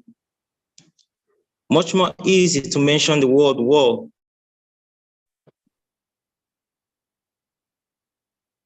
Okay, we're having connection issues with Brother Brown. Right. That's too bad. Unfortunately, that's so unfortunate. Nigeria have such. How many kids will be there with nothing to eat? And how many mothers would be there crying in the street? How many fathers and brothers would return dead or with broken arms and feet? Or sisters that would be raped by evil rapid beasts. I think about this, then I realize there is nothing better than peace. That's the end of one. Thank you. Thank you. Wow. That is true. Wow. Please read the next one. Okay. Okay, this one is titled Addiction. Can you hear it? Yes, we hear Can you you. hear me? We hear you. Okay. Oh, sorry. It's That's okay. titled, I have another one titled Because I'm a Poet. I think I should be reading this one because I'm a poet. Okay. Nobody sees the tears that I cry. Even when I place it in my lines, they would say, he's fine. That's how he always writes, because I'm a poet. Always alone in my room with my pen and book like bride and groom, placing lines with the sun and the moon, and no one sees my wound just because I'm a poet. I can't even find the love of my life, because even when I tell her I love the way she smiles and the beauty in her eyes, she would say, wow, nice try. I love your lines, but I won't fall for your lies because I'm a poet. My happiness is dry like a lake against the heat of the sun. I drown myself in my own tears, bound in shackles of doubt and fear. Yet nobody knows and nobody cares because I'm a poet. I'm lonely, even with 1 million fans screaming my name. Even with their numbers, no one sees my pain because I'm a poet. I'm short of words to say, so maybe I should end it this way, and take all this pain like price to pay because I'm a poet. I think that's the end of it. Thank you very, very, very, very much. Brother Brown, beautiful, beautiful, beautiful. I loved it. I loved it because I'm a poet. I love it. I love it. Thank you very much, Bobby Brown. I'm glad you made it here. And that is, wow, you did awesome. And that is very beautiful. Thank you. That's a great poem. And keep on writing, all of you. I'm going to ask Brother Adewale and Brother Richard to recite another piece because I believe they only recited one apiece. So I would like to give each one of them the opportunity to give us another. Brother Michael, did you give us one? I know you gave us one, but you didn't give us two, did you? No, just one. Woo! I'm falling behind. I have to get you in too. Okay. Okay, men of poetry. You know, I love bigging up our women, but I love to give men a little extra because I think our men just need it. That's all. A little extra love, So Brother Adewale and then Brother Richard, then we're going to have Brother Michael, and then Noreen and I can share our own, and then we can just keep going forward from then. So Brother Adewale, please. All right. Share with us. This is titled, In this age, unbelievable is happening. Instead of building global perpetuity, we are besieged with mortality. Is Putin being kind to history? Even if he gains victory, with environmental degradation arising from wildlife extinction, unfathomable scale of ruination resulting from destruction of obliterated villages and cities by modernized savages. All is now set for uninhabited planets. Solid city wars must take force. Thought human life sacrosanct, not before unpleasant, imbecilic savages who are bound to receive wages. Resulting from ruinage, Onfo becomes refugee with no hope where to go. We claim our new age is now jet age. Was a global village, yet we submit we to rape, or to rape rather. Of all known vestige that make us evil If country is free, its people should breed. Here of freedom, not of fiefdom. We need liberation, not destruction. Children are fatherless, wives husbandless. Fathers go to fight affliction, husbands to defend nation. Unthoughtful aggressors choose to unremember. Beirut, Aleppo, and Hiroshima, Nagasaki, Berlin, and Warsaw, Dresden, Apamea, and Valhalla, Kabul, Sarajevo, and Fleury, Dumat, Persia, Riposte, and Tehran, Regimel, Veri, and Musirashi, Alice, Cologne, and others. Those are trying to recover.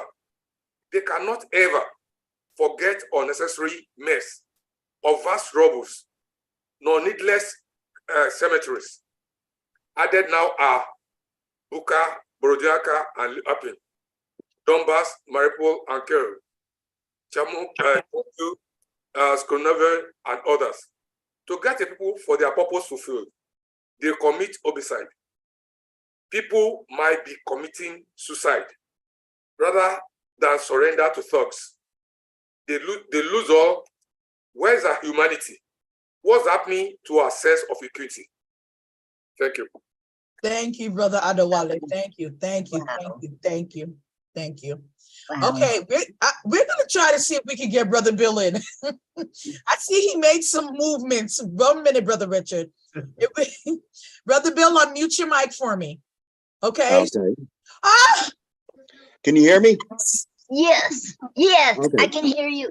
Yes. Okay, finally. You know, I was in the car and it connected the Wi-Fi to the car and it was like just literally, so now I'm on my tablet, so everything's better. you know? Beautiful. That was Awesome. the first time I used this on my phone, which drove me crazy. Thanks, Brother So Richard. how You were is right. everybody doing?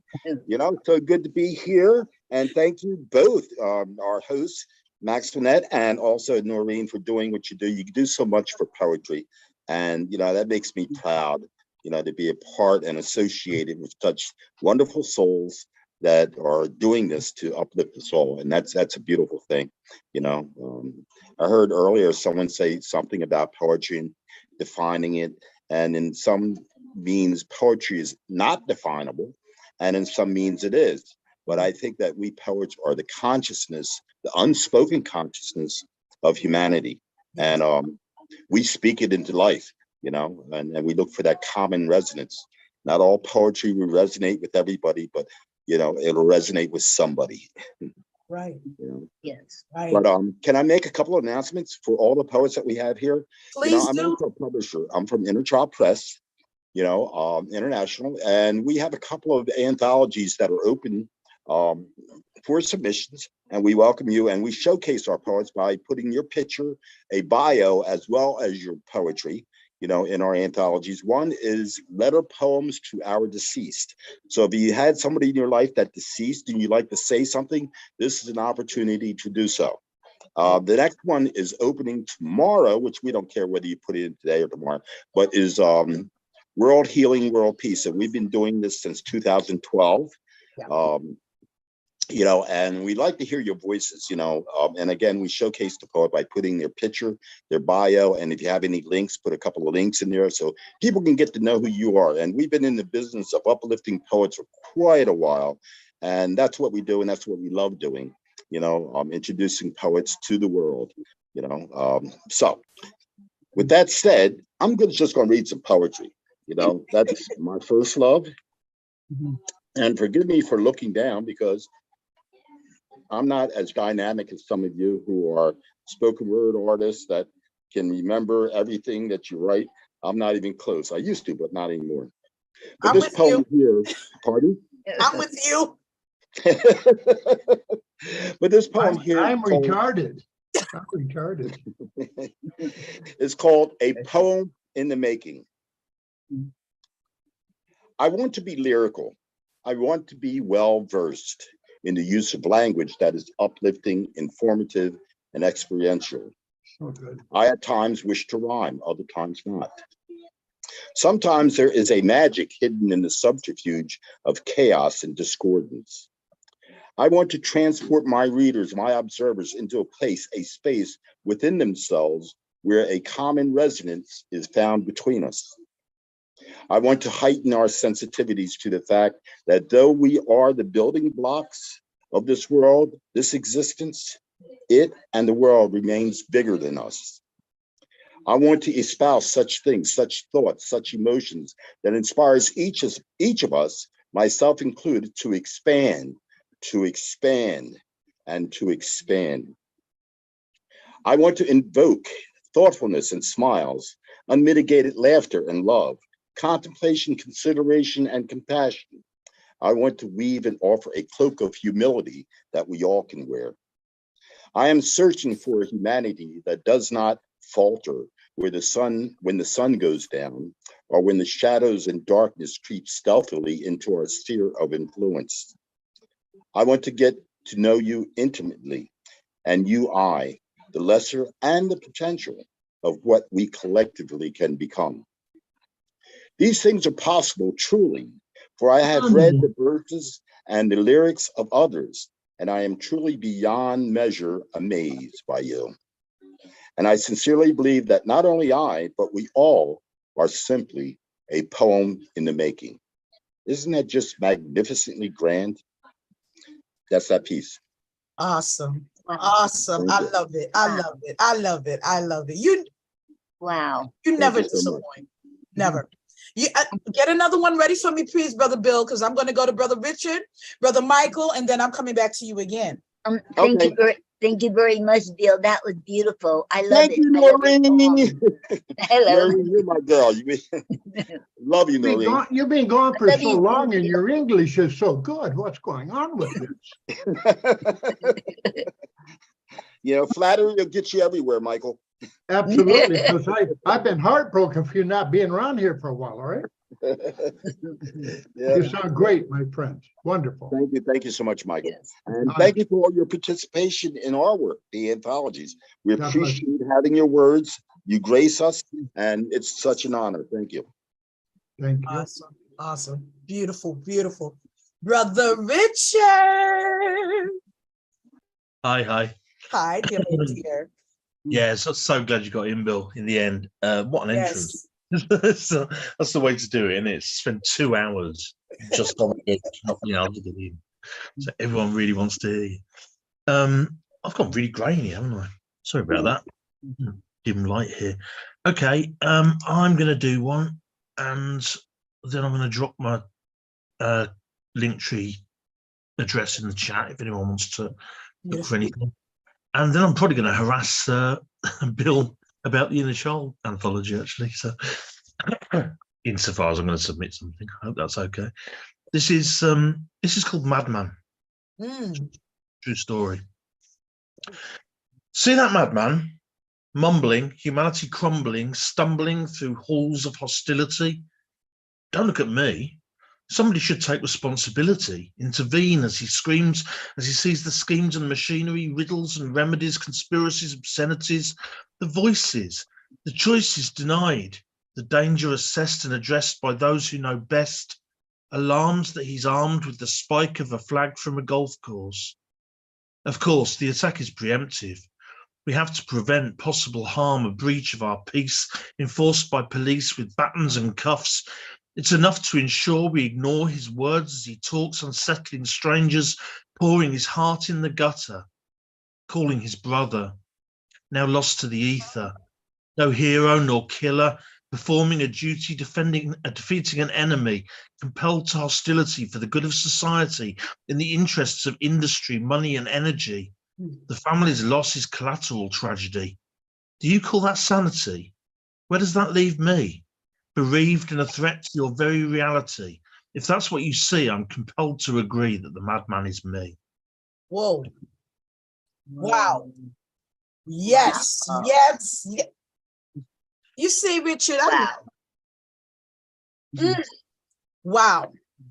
That was beautiful. I loved it. I loved it. I love how the pacing and the words, your word selections just kind of was so lyrical, to listen to. Thank you. That was very, very excellent. Yeah, he has a natural, beautiful flow. It just awesome. He does. And Right? his voice, and Yes. he should hook us into it. Hook us into it. And this, you don't want him to stop. You want him to go on, right? Thank you. I'm never ready for his poetry to finish. Never. Hey, Richard, are you still involved with, is it Red Door Magazine? I haven't had, I'm still sort of in touch with Elizabeth Torres, but I haven't had anything published there for a long time. So now you're with, and you're the main editor of? Oh, no, I never worked for them. I was just, they just published me. Oh, okay. Nice. And they put me in a exhibition in Denmark, but no, I never actually worked with them. Excellent poetry, my friend. Are you from Wales? I am, yes. Thank you very much. See, I knew it. Awesome. Back to you, Michael, brother Michael, please. That's what do you have for us, my dear? Oh my God, I gotta go find something. Hold on. All right, let's go for it. Are you ready? Can you hear me? We can hear you. Yes, we can hear you. Do you love me? Of course, need you question. All right. That's the most important thing. Here's the poem. Okay. Flower Girl. Tears in Your Eyes by Michael Lee Johnson. Poems are complex to create. They live and die, walk alone in tears. Resurrection in family mausoleums. They walk with you alone in ghostly patterns. Memories, they deliver feelings unexpectedly through the open windows of strangers. Silk roses lie in a potted bowl of memory 7 days before Mother's Day. Soak those tears, patience is the poetry of love. Plant your memory seeds and passions once a year, maybe twice. Jesus knows we all need more than a vase filled with silk flowers. Poems on paper form a poet, sacred, the mystery, the love of a caretaker. Multicolored silk flowers in a basket, handed out by the flower girl. Awesome. Just beautiful. Wow. Just beautiful. Just beautiful. And he's another one too. Michael's another one that you hook into it is his voice. He has that awesome voice, and he is so good, and he's very talented, and you get hooked in. You don't want him to stop either. Beautiful. Yes. I love it. I just love it. I love it. Oh. We could put you with that voice alongside Vincent Price and put you behind horror movies. Wouldn't it though? You're gonna believe this, but on all the Facebook groups that I've handled, about 5 or 6 Facebook poetry groups of 36,000, 38,000 plus members. Then I got canned by Facebook because they decided they needed to get rid of me because I could be a security risk because I was publishing too much or whatever. So I've had a real issue. Oh, I'm serious. So they knocked my platform out. So I have to go back and reunite myself and recreate myself all the time. But, what am I really trying to say out of this? I have 5 poetry groups I've done since 2007. And you know what? I swear to God, I've got some of the best, I mean best, contemporary poets in the world right now on the groups that I do and used to because of Facebook issues. You know what? Facebook is all algorithms. You know that. Right. So if you hit a certain number, you're gone.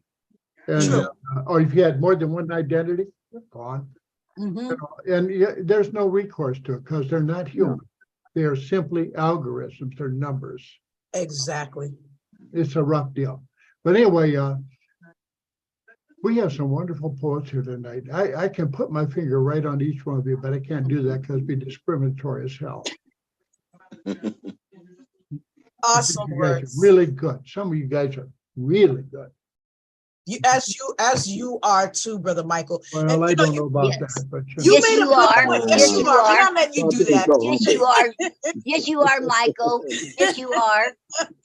But you made a very good valid point. And I tell the creators all the time, get your websites together, get your own together, because you have to remember AI is here. It's here. And you cannot let them govern who you are as a creative. And they I can don't follow care. you everywhere. Of course, everywhere. everywhere. You have got to have your own website, because Facebook is eventually, and other social media will eventually start cutting you off, or because it's going by, again, the algorithms. Don't take this as I'm not good at what I'm doing, or it's personal. It's business is what Yes. that is. So we have to have our own And site. ultimately, believe it or not, because of artificial intelligence, guess what? That's going to happen. It'll destroy Facebook. Of course, it will eventually. It's going to happen. But what bothers me is, you create a platform. I started them in 2007 with a lot of members, and I worked hard at it. And I've always given more to the poets than I've given to myself, because my problem is I would take a person's poem, maybe from Richard Temple, and I would put it on another site I had. Next thing you know, they're saying, "Oh, you're too much out there, you're whatever." And when I went into rehab, because I had a severe auto accident, which has still lasted for 2 years, I'm on a cane and a walker. Now I'm 76. But the bottom line is, they saw two identities coming from the same location. Oh, we're going to protect you for your own safety. It's all a bunch of bullshit. Don't feel bad, Brother Michael. They did it to me too. And what I have done, and I encourage everyone, put your works in other places. Do not rely on one spot, because you know what, you and I need to talk, because I think that's exactly right. And I'll tell you what, it's not easy, because it's not. Meta, we'll call it Facebook, owns 95% of all social media. When you go to Instagram, Facebook. When you go here, when you go to Facebook, YouTube, no, we're good there so far. Twitter is up for grabs, and they want to start charging things. So it's not easy, and it's hard to find places if you don't have a platform where to put your books out there as poets. And here's the bottom line with that: if we don't help, and I mean this sincerely, if we don't help each other, who in the hell is going to help us? Thank you. Right. Thank you. I'm a warrior, trust me. And that's the reason I've been banned from Facebook off and on. I want us to touch this topic again. I'm going to let Brother Bill have his piece, and Noreen and I are going to say our pieces. And Brother Michael, I want to come back to that. And for those who want to hang around for the conversation later, feel free. It's not going to be recorded. I'm going to have Noreen cut that. This will be our conversation, because we need to have it. We really need to have it, because that's what I'm trying to establish. By the way, if I'm not here, I need to give you an email so you can at least contact me. That's not a problem. You know what, Noreen Snyder, she has my email. Got you. I have his email. Beautiful. And you know what? You're right. We do need to contact. Yeah, we need to have this conversation. We have to have it as creatives. We must support each other. We must buy each other's books, leave each other's reviews. If you have a music out there, do some. If you cannot afford it, because a lot of people are in situations where they really can't afford it. I don't think there's a sincere poet. And please don't put Rod McEwen into this. But the bottom line is, and even Leonard Cohen, I met Leonard Cohen in Canada. But the bottom line is, he had to transfer from poetry to music, and he had a terrible voice, but he took music lessons, whatever. But the bottom line is, 90% of all poets, they're not looking for money. They know better. The bottom line is, they're out trying to help other people. Thank you. And if you get on Facebook and you run across administrators who ban you, they say you're creating spam, they're just jealous about the numbers. It's just Yeah. damn stupid, because the reality is, if we don't help each other, there ain't nobody in the world, because we only are exposing ourselves to roughly 6 to 8% of the population who loves poetry. And we all got indoctrinated to high school crap, all that formal stuff, and we hated it, and so did the rest of the world. We're going to continue with it, definitely. Thank you for that, Brother Michael. I'm sorry. Great point. No apologies necessary. Nope. We need, this is the forum for just that. This is change. This is what it's about. I'm getting real damn ready to start my own Zoom, because I'm ready to do it. You better. And count me in if I can support you in any way. And that goes for every creative on this page. Any way that I can assist you, I have plotscreativemagazine.org. Contact me. I will publish your works. I will promote your works. I will put you out there on every platform that I have. I'm also in New York State. I'm in Ulster County, New York. And what I'm doing here now is to establish a building where we can have a forum for the creatives. I'm tired of us having to jump around here, beg here, do this. No, we're going to have our own. I'm working and on it's not easy to be a host on Zoom. By the way, Noreen Snyder, you know, she may not be whatever this, that, and the other, because she's pretty reserved. But the bottom line is, she has always been supportive of me everywhere I've gone. And I want to thank you, Noreen. Okay. You're very welcome, Michael. And I always support you, and no matter what, I always support you. You're an awesome poet. You're an awesome friend. And it's an honor to be your friend. And I got this for you. I'm honored. Beautiful. That's what I love. Brother Bill. Yeah. If I may add something to this conversation. Please do. Yes. You know, we're at the mercy of the infrastructure, which we call the internet. Right. You know, one thing is, Michael had mentioned it earlier about recording our works. You know, when we write, we need to publish. We really need to publish and encourage other people to read. Reading is almost a lost art, you know, and that, you know, most of the population is visual, you know, but, you know, a lot of times as poets or writers, you know, people read you and you don't know that they read you, but you have had an influence on the way they think, the way they act, their lives or whatever. And so we're doing a very, very cathartic thing, you know, by, you know, publishing our works. But I say publish because what we publish will stay around longer than Facebook. Facebook is nothing more than another MySpace. Exactly. That has, you know, a time limit, you know, and something else will come along. Nothing doing after it. Hey, Rennie. You're right, Brother Bill. Rennie, my problem is this. I've helped so many damn people, I don't have time to get my own books out there. Big realize. I'm 76 and about ready to go fucking die someplace. You know, but the reality is, I don't, you know what? I don't know. The good thing about social media is it allows a platform. Form of like-minded people like we have right here. All right, that's the plus. If you lose that totally after you spend 12, 14 years of life and 36,000 members, what are you going to do? Yeah. Right. That part.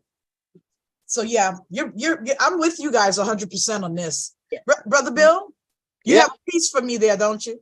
Yes, I do. And this is our flagship piece about inner child, which is the name of our organization. Okay, and this is titled My Inner Child. Oh, for so many years, my inner child has been yearning to be free, as it is discerning why I will not let him come out to play. And I still feel this fire burning inside while my inner child hides behind the curtain of fear. And many a tear has been shed, and my inner child has bled his hopes of salvation from himself, me, to be free from the delusions I embraced, and my divinity is defaced continually.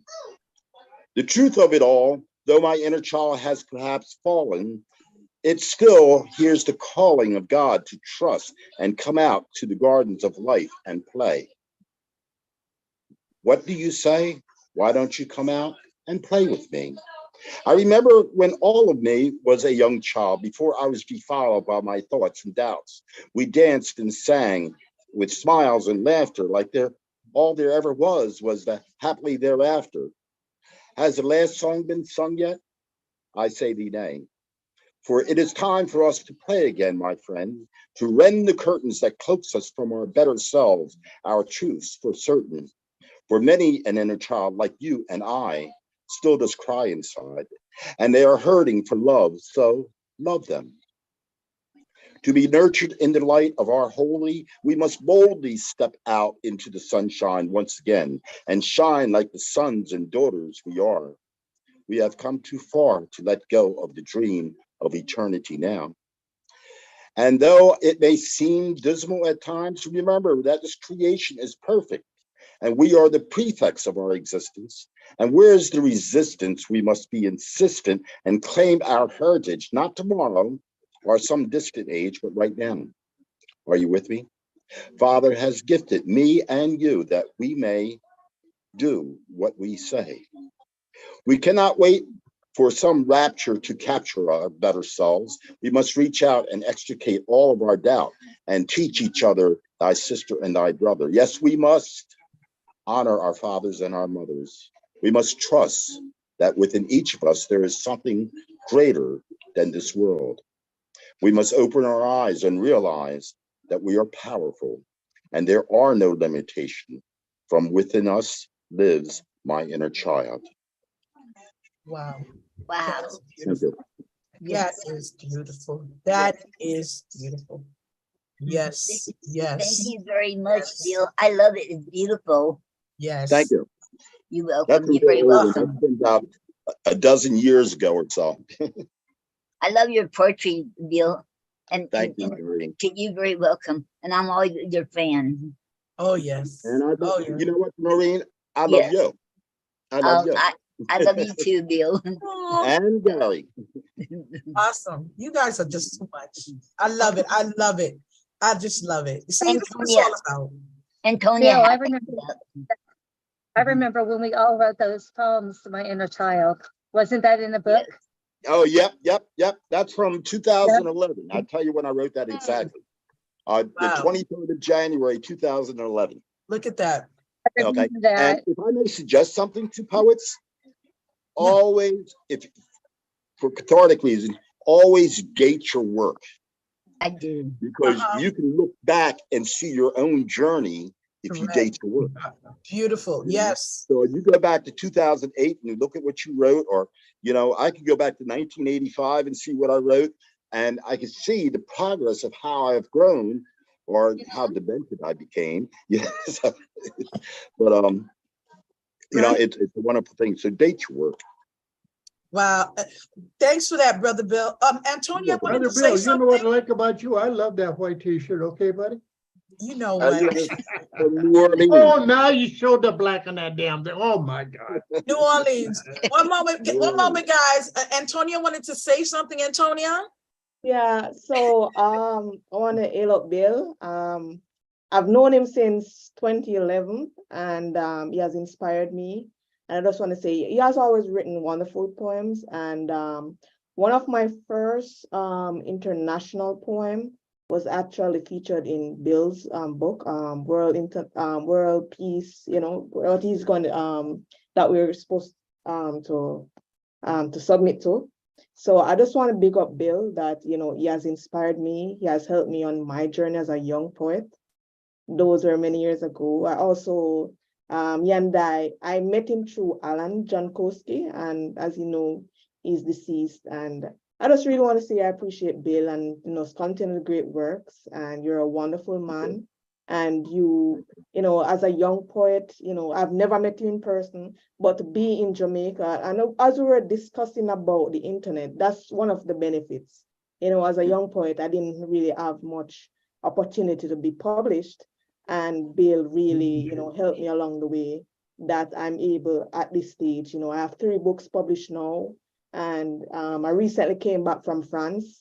So I was able to represent Jamaica. So each person is a part of my journey, Max Wannett, Noreen, everyone here. So it's about appreciation. And yeah, I would join in with the conversation with AI because it's really taking over in terms of, I don't know if you guys know about the deep fakes that can basically imitate how you look and sound, which is very dangerous. Also, Chat GPT that can now write poems for people. I'm saying like it's almost like it's competing with us now. The original poets who, you go through the process of coming up with original poems, the emotions. I don't see how, this robotic or machine can imitate our emotions. And, that's my piece. That's what I want. If I may I'm say sorry, something, Brother Bill. Go ahead, please. yeah, if I may say something, this is a young lady I am so proud of and attached to, because I met her when she was a teenager and she called herself a poet. And throughout the years, I've been doing it since 1966. Okay, so I've been around for a long time. But the point is, I've seen many poets come and more go. Right. And to see that she has persisted for well over a decade, doing what she's doing, keeping the hope. And, I'm just so proud of her. She's one of our cultural ambassadors, for our company. And I'm just really so proud of you, Antonio. What can I say? Hello, Renee. Well, I have to honestly say with everyone that's here, I have gotten I think there's two people here that I just met recently that I didn't know before, but I know everyone else that's here. And, you all have been just awesome. Christina, Antonio Villar, I remember, it's funny. I had 2 books sitting and I didn't feel like publishing it. I said, I'm waiting for a sign. When I get a sign, I'm going to publish my books. And I came online and Antonia said, you need to publish your books, Maxwinette. And she didn't even know I had any books sitting. So when she told me that, I'm like, well, she said, you got to do it. And she bothered me for a few days. I didn't want to see like, I didn't want her to know I had them in waiting. So I put, and I did 2 books, like I think a month behind each other, back to back. And she was like, wait a minute. I said, I just needed that extra push, that sign. And she just happened to be that sign. And again, I never like being seen in public. I am a very private person. For years, I've been helping creatives. They never knew what I looked like. And I didn't have a problem with that. And Antonia, I can't say bother because it wasn't a bother. Antonia just kept at me to the point where I had to come live. And Noreen. This woman is, I don't know how much more I can love her. I met Noreen, and I don't remember, matter of fact, on not this Brother Bill, another Brother Bill, Bob McNeil, I should say. Yes. Not Bill, he's a Bob. And Bob McNeil had Noreen on his page, and there was just something about her that just I don't know what it was. And I said, let me look this woman up. I don't know, her energy spoke to me, something.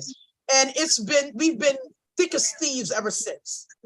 I cannot tell you how much support that I get from Noreen that I don't even get from my own family. I don't get from fellow poets. I don't get, period.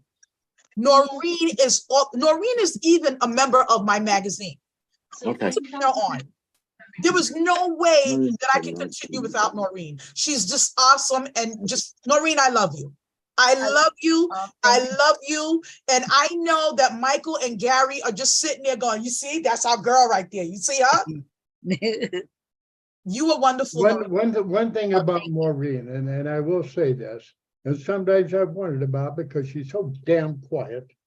But the bottom line is she's so damn quiet, but she's such a quiet poetry warrior. Yes. Yes. Awesome. And Brother Bill, thanks for that, Brother Michael. And Brother Bill has been wonderful. I have no shame. He comes out with something, I'm in it. Here, Brother Bill, here, I'm emailing. He is just awesome. The opportunity. If I may say something, yes. We have an enterprise back in 2013, a woman by the name of Jamie Bond. I'm sure that Noreen and Renee know her. You might know her too, Antonio, but Jamie Bond and myself said, for the year of 2014, we're going to write a book every month. Okay. So wow. Gail Weston Shazor, Kimberly Burnham, Albert Carrasco, and Joe Perry jumped in and said they wanted to be a part of it. So we've been doing that since 2014. We're getting ready to enter our 11th year. We'll be publishing monthly, you know, and featuring poets. So if you'd like to be a feature come 2024, get with me on my page and I'll give you the information. And we're just so excited about that.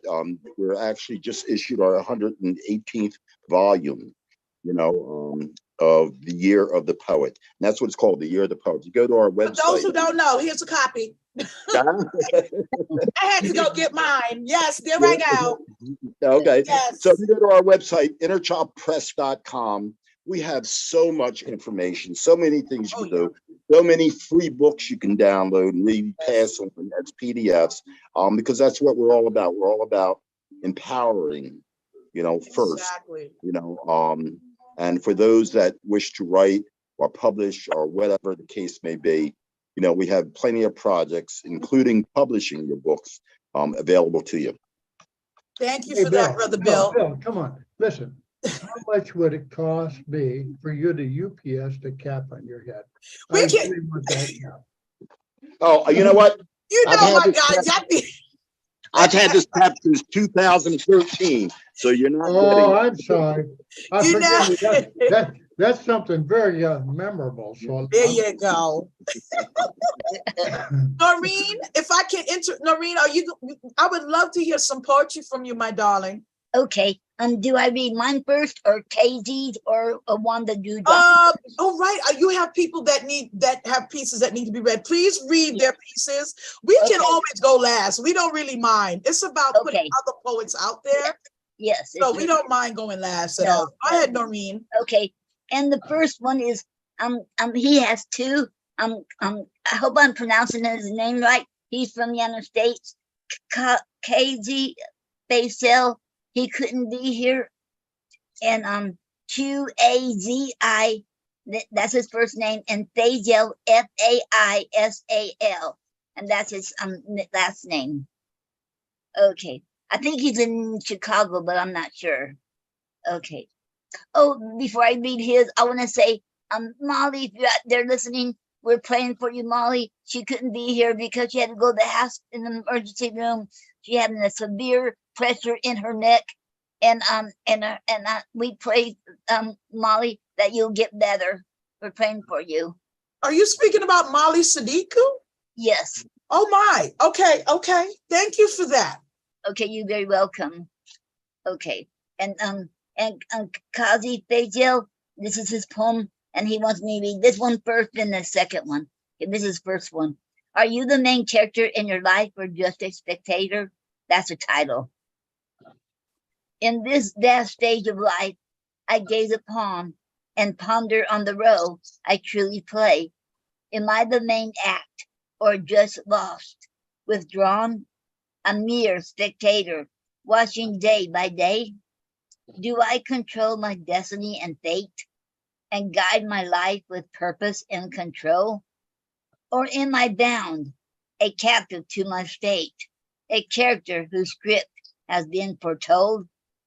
I search within for answers yet untold, to know if I'm the hero of my tale, or if I am but a watcher, as is told in silent shadows, never to prevail.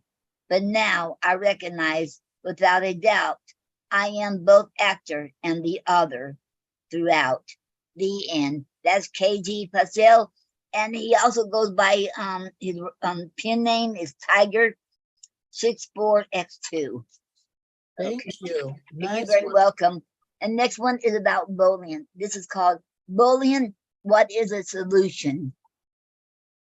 In corridors, I hope I pronounced that word right. In corridors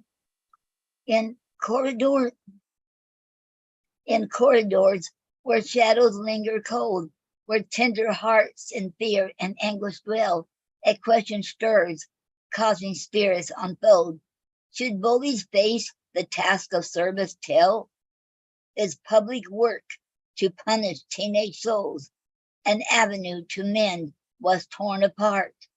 To carve compassion deep within their rows, will empathy sprout in their callous heart?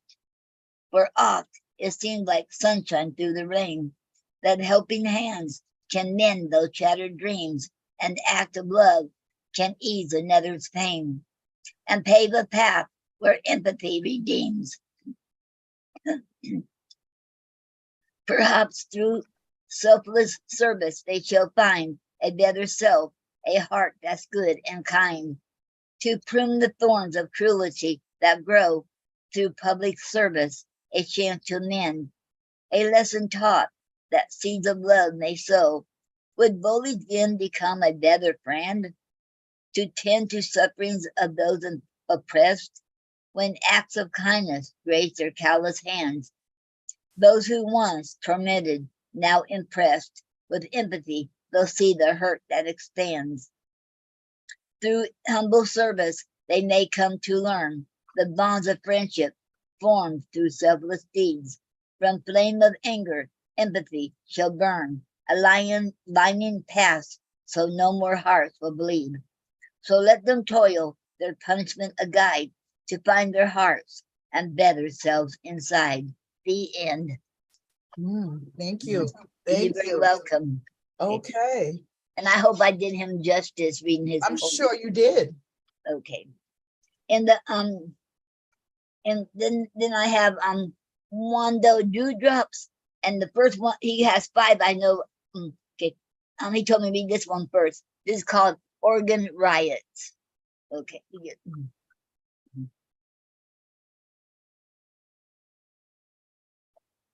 Organ Riots by Wanda Dewdrops. For a very long time, the hands, legs, eyes, mouth, teeth, tongue, throat, stomach, intestines, brain, heart, anus, all parts of the body have been good and loyal friends, always helping each other through. So one day, just like the usual fights and misunderstanding that friends have evoked, each complained how they're being overworked. Some said their efforts go unappreciated, while others said they're being taken for granted and that everyone needs to mind their own business. The legs vowed never to walk, since it carries everyone. The hands said they will collect nothing, not food, nor will they work. The eyes said they're tired of seeing, they'll now shut down, closes curtains. The mouth said it won't eat anything, neither will it allow anything like food in. The teeth said they won't chew any food. Glands refused to secrete saliva. The tongue said no to mixing food. The throat cried that it's tired of swallowing. The stomach too said it won't digest anymore. Intestines allowed no fluid from any gland. Neither did it want to hear about absorption. The heart whispered, "I'm at rest." No pumping of blood. As the lungs giggled, no breathing today. The brain was stretching itself, saying, time to take a break. All parts of the body would be heard either shouting or whispering to those near them how tirelessly they're working, getting nothing in return. So it was high time everyone to do all they need by themselves. Before I tell you what happened, this is the kind of life we live, where we're tired of others around us. We feel like we give so much, yet we receive nothing from them. All we sacrifice for them go unnoticed and unappreciated. We see no role they play in our lives. All we see is selfishness and egocentrism. Pride fills every aspect of our life. We're dropping all we've been doing just because we can't get same and equal measure, because all body parts rioted and boycotted duties. They all died, one after the others, and they met again before the Creator, all presented themselves for judgment. If I knew you can do it alone, I'd have created you independently. Why did you decide to go against my will and disgrace me? I'll punish all of you now. Those were the maker's words that sunk deep into their nerves like a nail driven into the flesh with no anesthesia applied. The end. Thank you, Noreen. You're very welcome. Thank you. Thank you. Very welcome. And did you read the next one of his? The second one? How many more do we have? Well, he got 5 here altogether. We're not going to read 5. I know we're not going to read 5. Because you haven't read yours yet. I No. want you to be able to read. How many of his did you read? Was that the second one? That was the first one of Wanda's. Oh, okay. Oh, of Kennedy. Oh, and for those who don't know, Wanda Dewdrops is Kennedy Osiang. Okay. Maureen, don't read 5 because I may not be here that long. Okay, I won't read 5. I'm 76 years old. I may be dead. Oh, I hope not. Me too.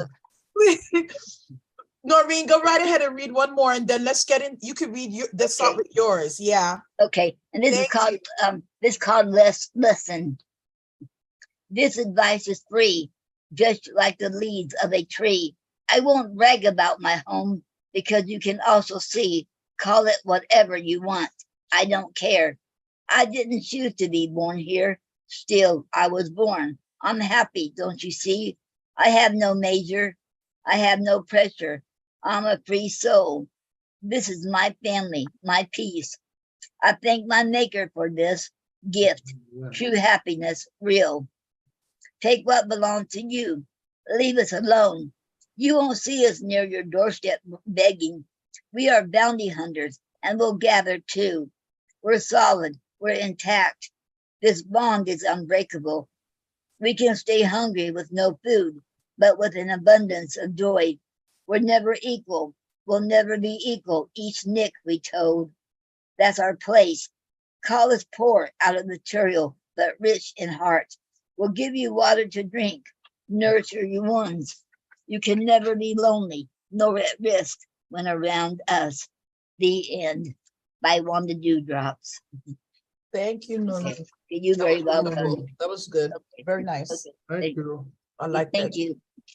Okay. Did you want to take a break, or are you okay going straight into your own pieces? Yes, I'll be okay doing mine. All right, my darling. Okay.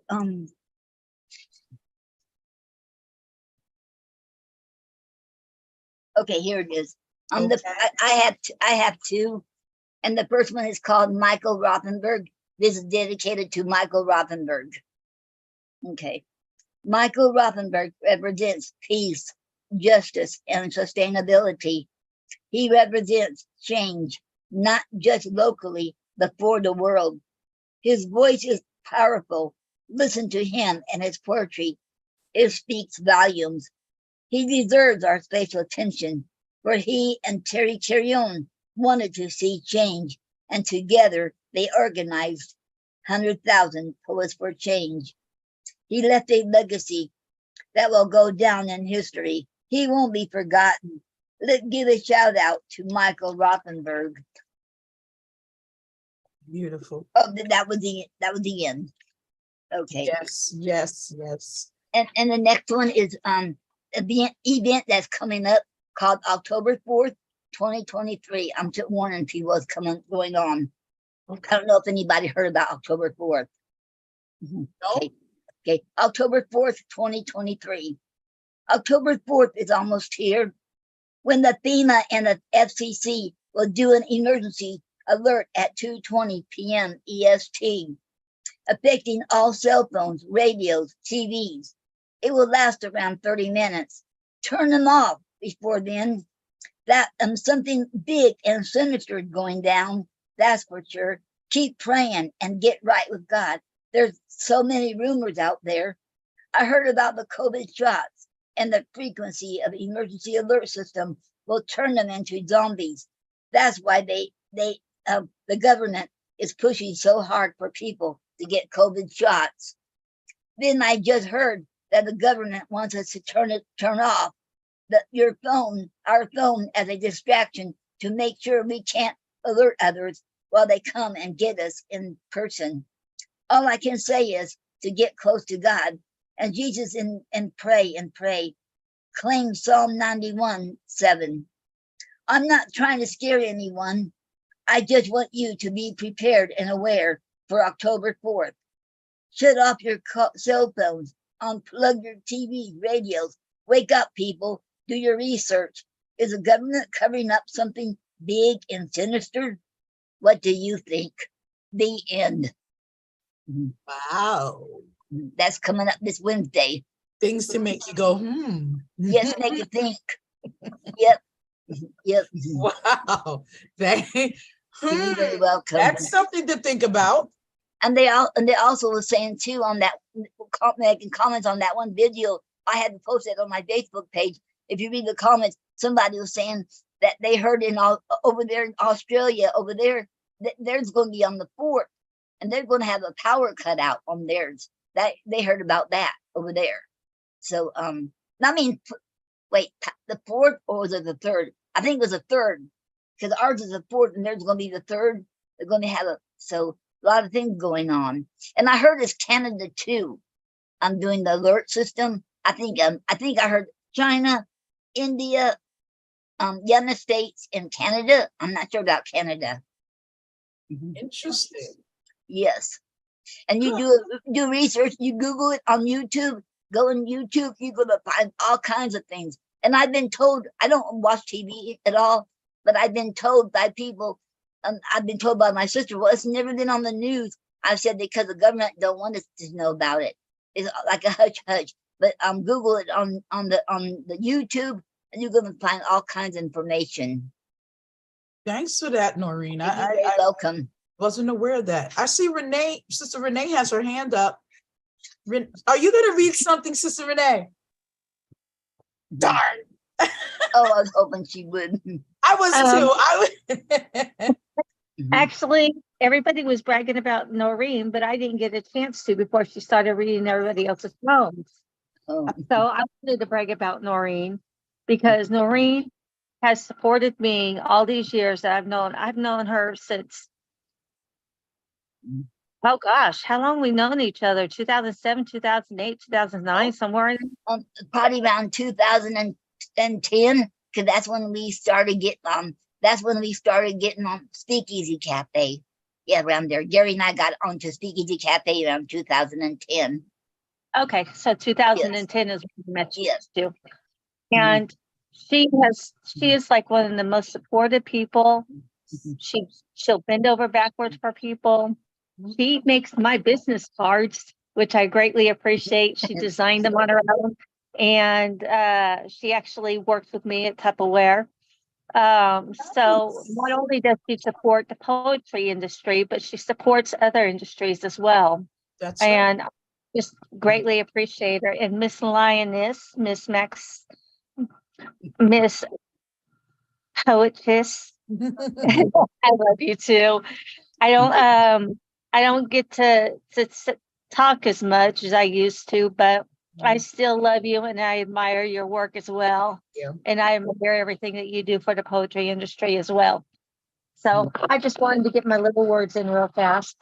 Oh, thank you, Renee. You're just awesome. You people try to make me boo-hoo tonight. And thank you very much, Star. And thank you very much, Star, for your kind work. Thank you very much.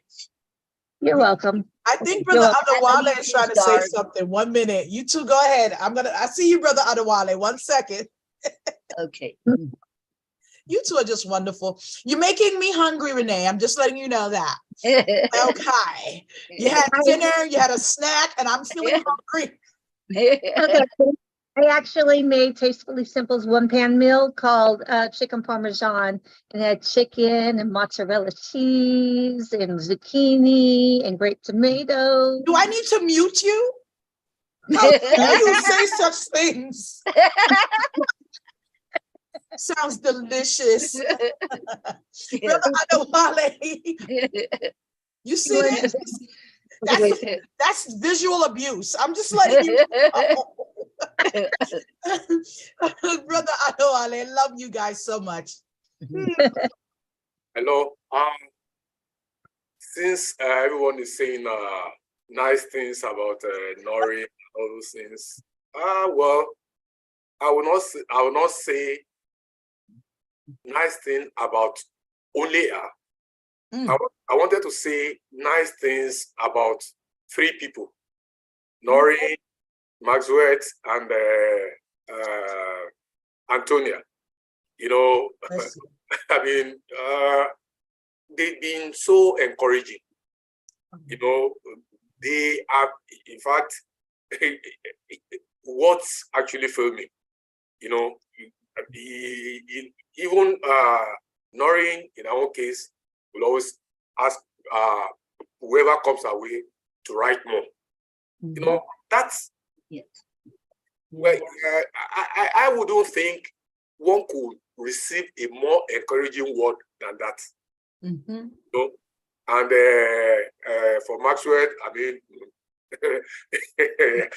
I can go on and on, you know. And Antonia, she's always, even if she's not there, and I text her on WhatsApp or whatever, she'll reply, you know. So I so much thank you, and I love you. Oh, we love you. I love you as well. Okay. Oh, I love you too, Adewale. you guys are just awesome. Just awesome. Stop it. You're going to make me cry. Cut it out. And I want to thank you, Maxwell, for being my friend. You're awesome friend, and for Oh, I love supporting me. And you should, I think we make a great host, being a host. And thank you for accepting it when I asked you if you could do it with me every year. So thank you very much. And you've been an awesome friend, and you supported me, and thank you.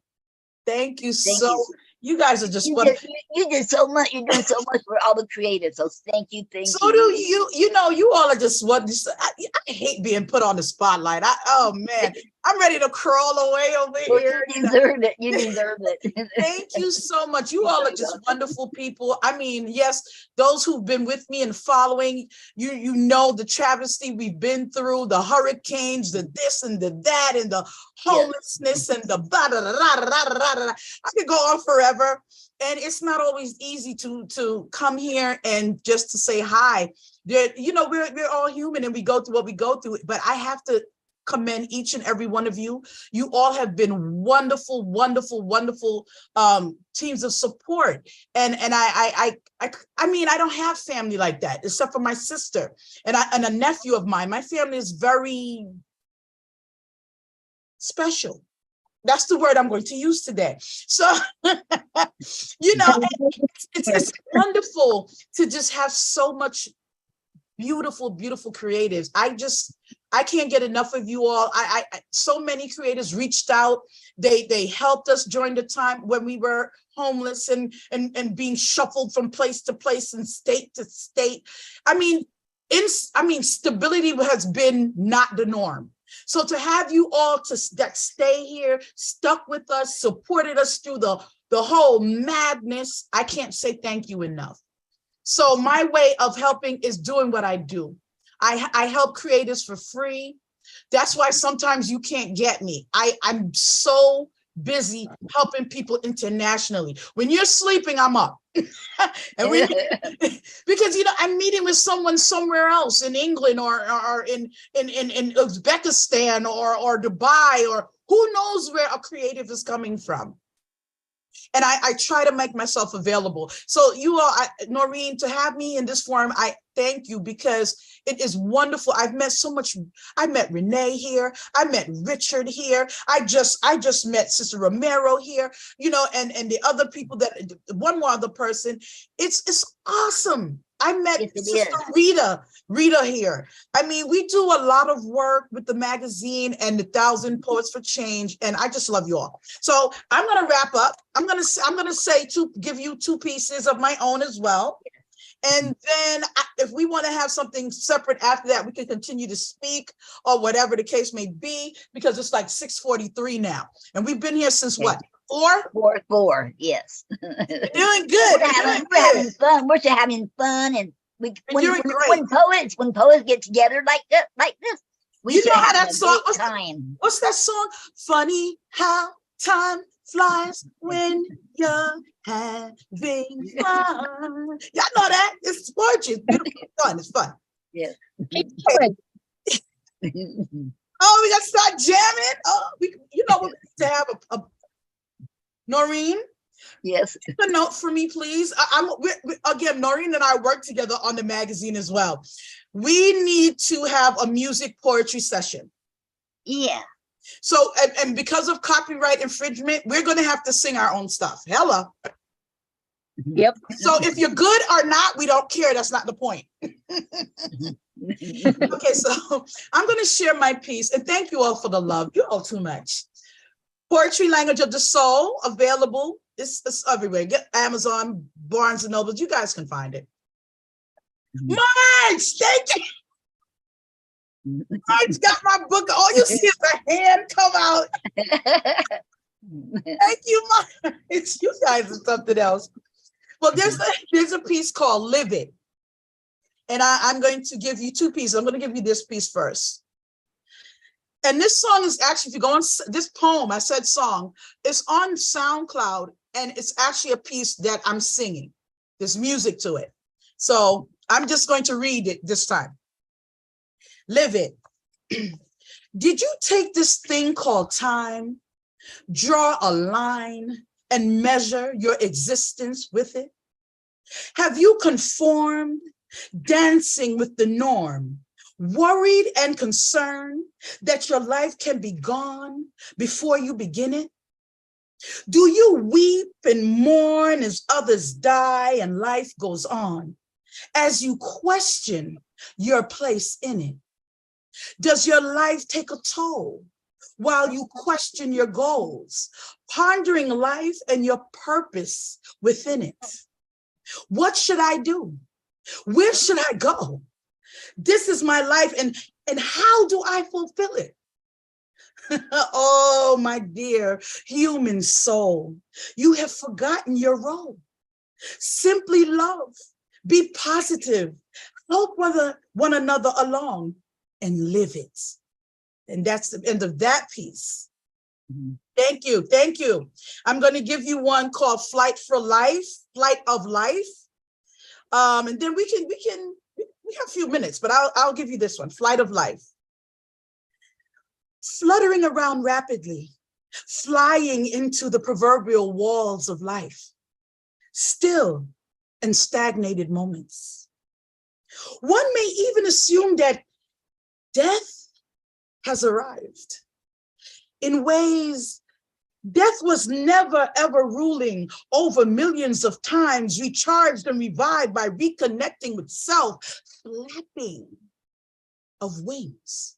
Never give up, never give in, never give up, never give in, never give up, never give in. Constant vibrations and movements. Flutters become flaps, flaps become flight, and freedom within this universe continues. Thank you, thank you, thank you. And again, oh, look, I like that, Ms. Romero. I like that. I can't snap anymore because I have a thumb injury, so I haven't been able to snap for years. Snap, wink, smile, stick your tongue out, it's all good. It's movement. It's life. And and that's something that I wanted to just say real quickly. And the mission, I'm on a mission. And it's this, what is that?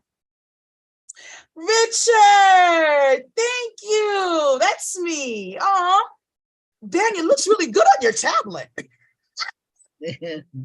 Awesome. I love it. I love it. That's it. That would be me. Thank you, Richard. Thank you. I'm on a mission to speak life into your existence. That's Richard, you're showing me up. That would be the other one. Thank you, Rich. You know what? You got me blushing. I'm gonna read one more, but I'll wait. Again, we need to speak life into our existence. We're poets. We're creatives. We create. Hello. Our words are so powerful. And something about Michael that really inspired me, even Rothenberg, even though I didn't have the opportunity to meet him like everyone else, he was so motivational and inspiring.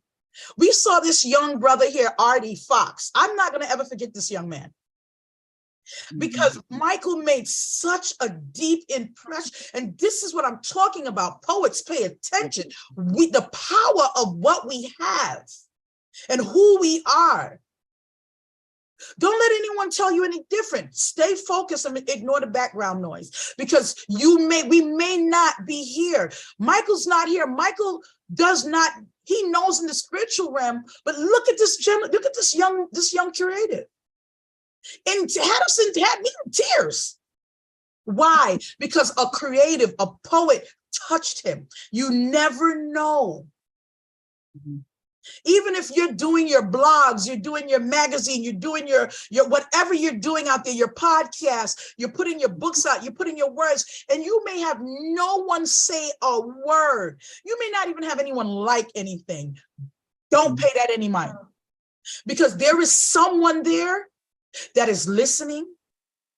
There is someone that's watching, and you are a voice for those people. Trust what I tell you. So we just keep focused on what you need to do. And any way that Plots Creators Magazine can help you, we are here to help. A lot of my services, I will sell for free. People think I'm crazy. That's okay. I love crazy. It's fine. There's some things that you may have to pay for, but we work with you. We have other people on the team that internationally publishing people's books, do all kinds of things we're doing here. Get in on it. Tell your friends to come on. Look in your communities. I'm sure all of you know someone else who knows someone who's a creative. We're all creatives. Yes. This is no longer the time for us to sit back and not say anything. We are poets of change. Let's change it. Yes. That's all. And that's my little sermon for today. Awesome. Love you all. I love you all. Noreen? And keep the legacy of Michael Rothenberg. We'll keep that on. Definitely. Keep it on. Definitely. We have to. We had a conversation, and of course, some of the people left, about AI, and then Antonio talked about it, and it's very serious. At first I was very uncomfortable with AI. I'm still not too crazy about it in certain areas. I have to admit that. I find this use as a tool in doing certain things. As a business owner, it helps me in a lot of things that I can get done quicker. Do not misunderstand me. It has a use, and a great use.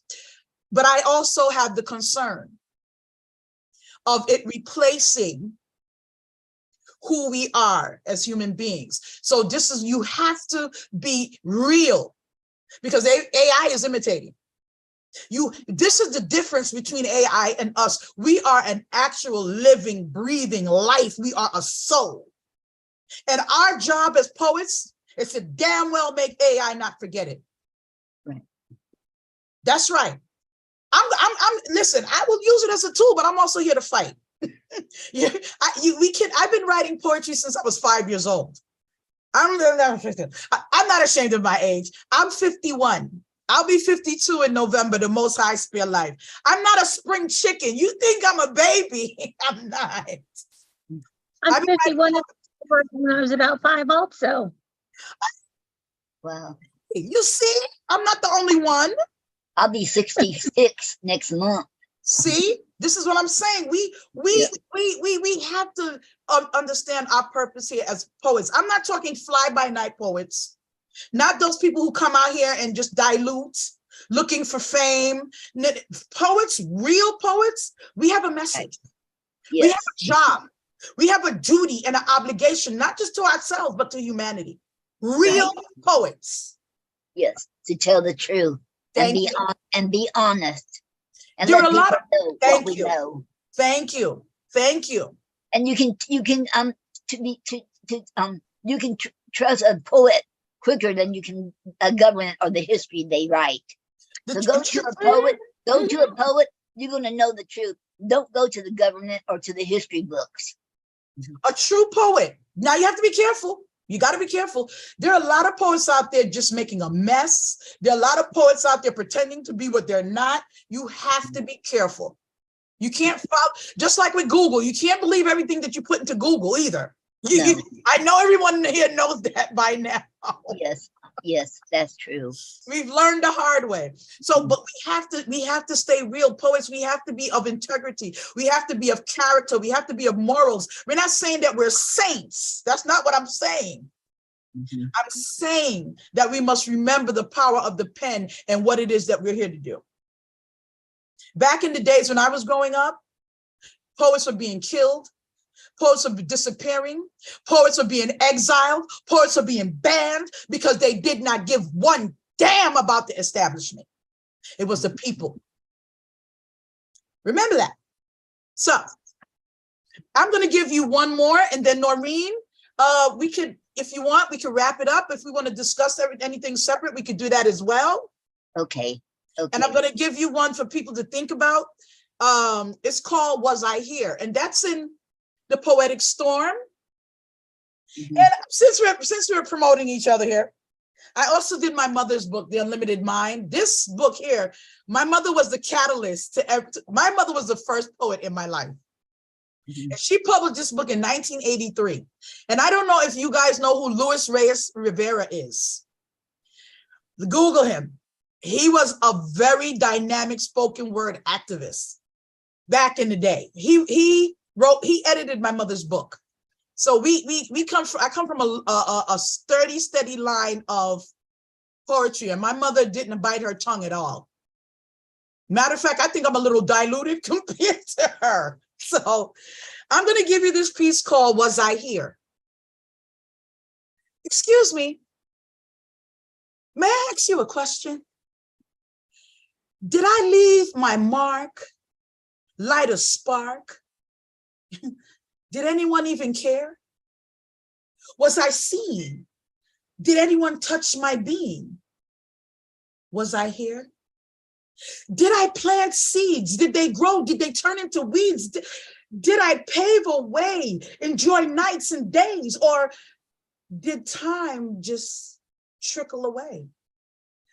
Were there tomorrows and yesterdays? Did I live and love hard, carve my own little niche or private boulevard? Did I make a difference? Did anyone heed what I said? Was it all for naught? Better left for the dead? Was I here? Did I inspire a mind? Say someone else is behind? Did I drop a good word? Was my presence felt? Was I heard? Was it all done in the dark like nighttime at Central Park? Was there a sigh or even a solitary tear? As I drew my last breath, I too questioned death. Was I here? And again, I thank you. That I dedicate that to Michael Rothenberg. He was here, he is here, he's inspiring people all over. So thank you, Michael. Thank you, thank you, thank you. And thank you to all the creators here. Awesome show. Awesome. Just wonderful. Yes, I enjoyed it. Just wonderful. Noreen, did you want to stop? When were you going to stop? At 7? It's 6:57 at this moment. Okay, we can stop at 7. Okay, so did someone else have one more poem? We have time for one more poem. Anyone? Can I do a last one? Oh, go ahead, Brother Richard, please. I've got one that I don't. Some of you might have heard it in other places, but I've never read it here, and I'd quite like to because I'm pleased with it. This a couple of years ago, I was well, more than that now. 3 or 4 years ago, I was diagnosed as autistic. Which suddenly made an awful lot of sense of a lot of the problems I've had in my life. And was also came as quite a shock. And this is my response to it. Middle-aged man, dispossessed, distressed, diagnosis of neurosis superseded at best. Brain is divergent, its function insurgent. It's not a disease, just a different perspective, subjective, removed from the collective, not effective, not neurotypical. Linguistically hypocritical, calling difference disorder is clinically cynical. Pinnacle irony. Explains the anxiety. Neurovariety. Me being me defines impropriety outside of society. But this is just how you might view my reality. Empathy, sympathy, all is futility. We have different ways. When I don't meet your gaze or remember your face or your name, when I phrase my speech in a way that suggests a game or apportioning blame or in some way defaming your typical brain, I mean no offence. That's not my intent. As hell's road is paved with the best of intentions, by dissension from conventions, conversational pretensions, I'm eternally damned by misapprehension. I'm not neurodiverse. In fact, quite the reverse. It's perverse to infer normal might be adverse to reality. Chronically recurring banality and idiosyncrasy that incomprehensibly posits reality as neurodemocracy. I'm the same as before, and I'm sure you'll afford me habitual courtesy, free from adversity. If I'm able to label by way of alleviant, allow me to reinvent, pose my own argument. Disobedient yet radiant, I'll take neurodeviant. Yes, yes, yes, yes. I love it. I love it. I love it. I love. You know, and that hit me personally. It hit me personally. And I'm you know, a lot of people don't understand what you, and you found out that you were autistic or later on in life. Yeah, 53. Wow, look at that. You know, this is it's amazing. And a lot of people don't understand this. I mean, people would think that I relate because a lot of people don't know that I suffer from dyscalculia, which is a dyslexia of numbers. I used to stammer, and when I get too overly emotional, whether positive or negative, I still stammer a little bit. And I have slight dyslexia. I used to see, you know, like the number 7s backwards and the B's and the P's and it was the 8s, the B looked like an 8 and wonderful things like that. And I could remember being beaten for that because my mother didn't know that I had this issue. Yeah. You know, and it's interesting. And people are like, well, you have no degrees to speak of, and you don't, you know. Yeah, because I have dyscalculia. So the past things. All of my life, I've had people thinking I was really arrogant because I wouldn't look at them. And that wasn't it. You're probably slightly ADHD in your autism. I can't make eye contact very easily. You see? Yes. We have got to learn how to just love ourselves and love each other. I love that piece so much. And I thank you for sharing that. I really do. That was beautiful. That was wonderful. Yes. It's thank you. That was a perfect way to end the show with that. Yes. That was perfect. I loved it. Brother Bobby Brown, I know you raised your hand, but you could stay on, but we have to close now at 7. Noreen, did you want to shut that out, or did you want me to close up the show, or how did you want to do this, my dear? Can I say a few words? It won't take long. I want to thank everybody here who came here today. This has been an awesome show, and thank you I feel like it is a success, and thank you all for coming here and being a success.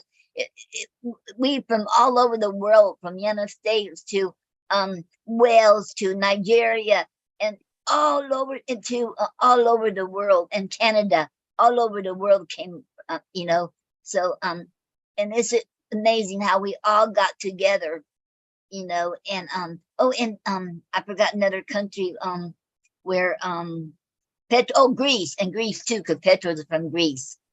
And everyone from all over the world got together, and we can and have a good time, you know, to read our poetry, and it's just amazing. And thank you all, and thank you all very much. And this is the 100,000 Poets for Change is awesome. It is an awesome organization to belong to.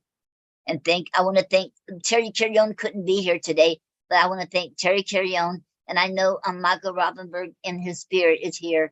I'm listening, and I want to thank both of them for making this organization.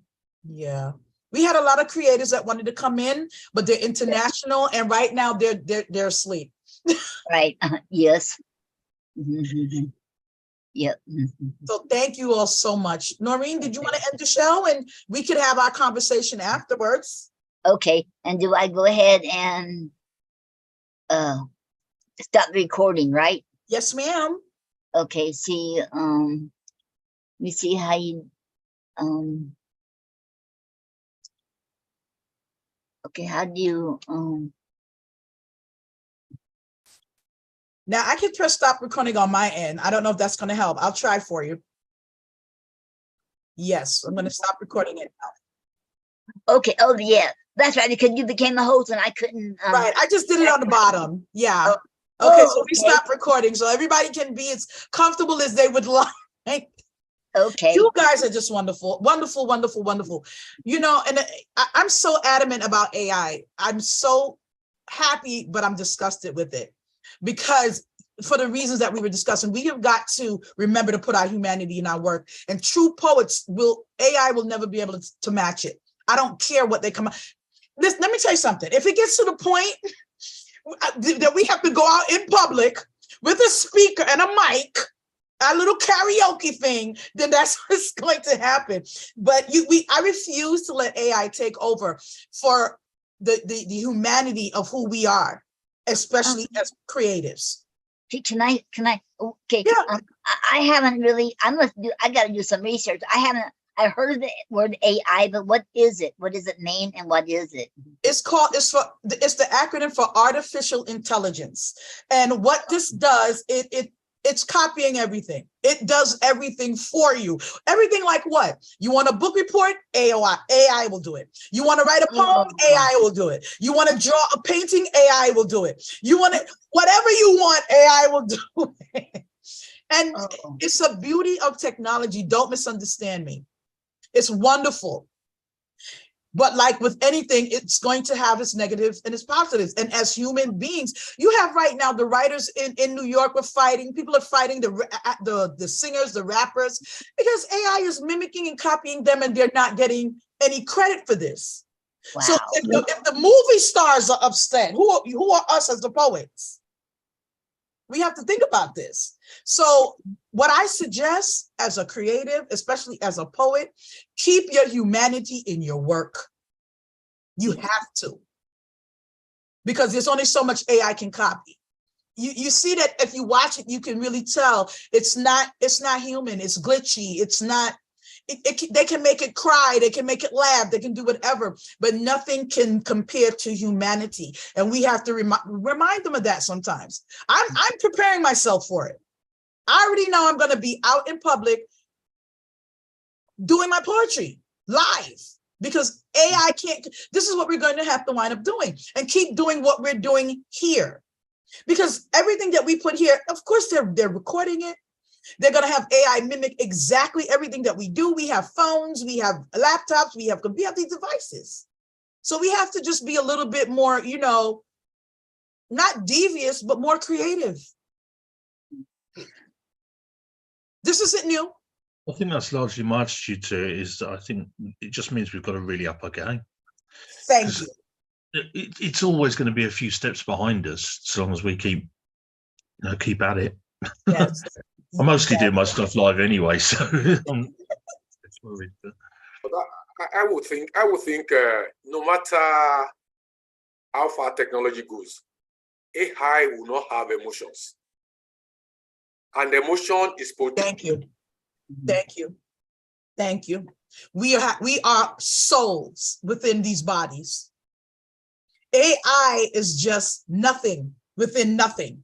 Just like a Barbie doll or whatever, and all those things, Thank you. Not like the real thing. It's inanimate. It's inanimate. It's like a robot. That's exactly what it is. Yeah. Yeah.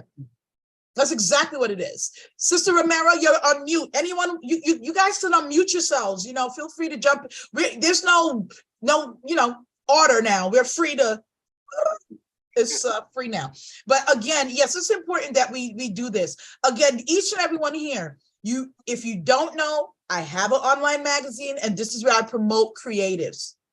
Okay. I publish your works. Send me your picture. Send me your bio.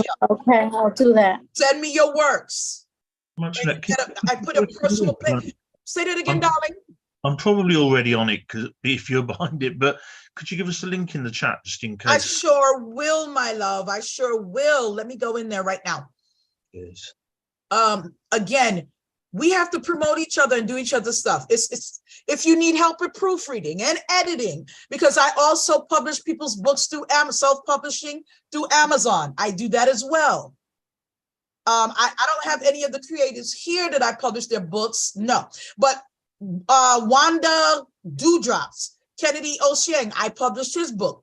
Because sometimes we're in countries where we can't, there are people who may never, ever get an opportunity to publish their books. Is it only poetry you publish or just I only do I'm only dedicated on poetry alone. Okay. Just poets, because there's so many things for everybody else. All kinds of authors, because I know we don't just do poetry. I have a lot of creatives that are authors who, you know, write their stories and stuff like that. I just publish poetry. Okay. That's my main focus. Going for maybe in the future, as we expand, we may do some stories and stuff like that, maybe novels and things of that nature. If you have something, if you have a book and it's not poetry and you need me to proofread it and edit, I'll help you. So kind It's of. so sad. I'm sorry. I already paid $8,000 for my book a year ago, and I haven't sent my scripts. Oh, let me tell you, that's how bad I'm doing. So your program today, it's like telling me stop procrastinating. You don't know what you have done today. And I take that minute. Noreen, the minute I met Noreen, which was a few months ago, her humbleness captivated my heart. She is so humble. I have to say that, okay? Yes. I'm the new kid in the block, but I've also written so many poems, but I'm just like frozen. So hearing you today has been a blessing to my life. I just want you to know that. Oh my goodness, Sister Ramona. I have to say that. Bless you. Can I ask you, where are you located right now? What part of America are you in? I am Miami, Florida. I'm a Jersey girl. I've only been here like 2.5 years. I'm on my own. Okay. And I really want to meet Noreen. I really want to meet you in person one of these days. I would love to meet you in person one day too. Yes, I will. If I have to travel, I do. I take my car and I go anywhere. Wow. Yes. Now, see, people who don't know, it's not because you're in a different country. Publishing books are expensive. I save that money. And you do have people that will rob you. Do not misunderstand it. I paid it already. I know. Thank you. I know many creatives. Yes, they've been robbed getting stuff published. This is why I do what I do. Yes, if you want to make a donation, that's coming. I'm going to put that out there. If you on my sites, I'm working on it. I get yelled at all the time. Stop doing stuff for free. Listen, I answer to a calling that I don't know. I can't tell people what to do. I can't tell you how and why I do what I do. I listen to the Most High and the ancestors and my mother. Yes. And this is what I work with. So again, to have someone such as yourself, and I know, like I said, other creators, to hear them charge you so much. Not only do I proofread and edit and do your book cover for you, it's a personal thing. That's why I don't do them back to back like that, because I sit down with the creative, I get to know you, we have to speak. Your book is supposed to be you. Yes, yes. It's like a child. It's like you're giving birth. This is very, very important. And I have a video that I'll share with you. For those who haven't seen it, I'll share it again. But I had some creatives, Richie Innocent and his wife Marvia, come to my home, and they're from Jamaica, but they live here in America. And, and he's publishing his book, and I have a different way of doing things. This is why I'm establishing a business, poetry of business here. And I like you to come. There's a different set of music. I have Zen music playing. You're supposed to be comfortable. We'll offer you a meal. You have your time where you can sit and just have your meditative moment to just de-stress yourself.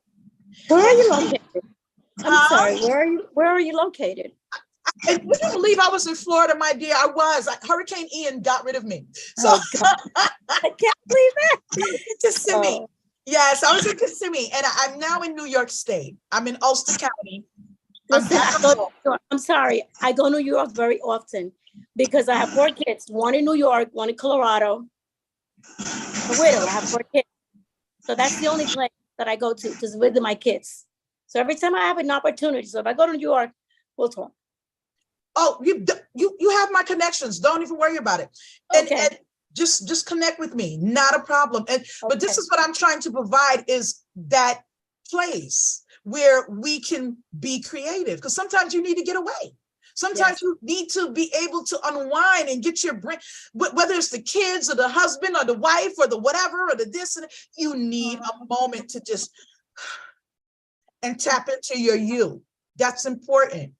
And when you're creating and you're doing a book, you may wind up creating more poetry as you go along, because this is going to start stirring up things into you and bringing other journeys and your life in front of you, and it'll inspire more things. Like I said, that's evil. I've heard so much evil things happen to people publishing books. It makes me so angry.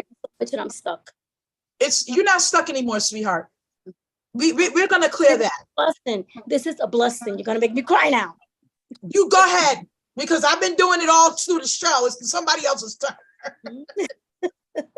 Thank you, everybody. You're welcome, sweetheart. But like I said, if we give you advice, like I said, I don't charge. I do have people on my magazine. I have staff. They do charge. You have different things, and like I said, we're up. If you donations, we don't care what it is. You want to donate, go right ahead, because what we're going to do is use that to help someone else. Sometimes we have a creative that has a broken device. Maybe we can help you replace it. Maybe we may have children that need books. We'll send it. It's just to help each other do and become the greatest and the most best creative you can be based on your craft. That's it.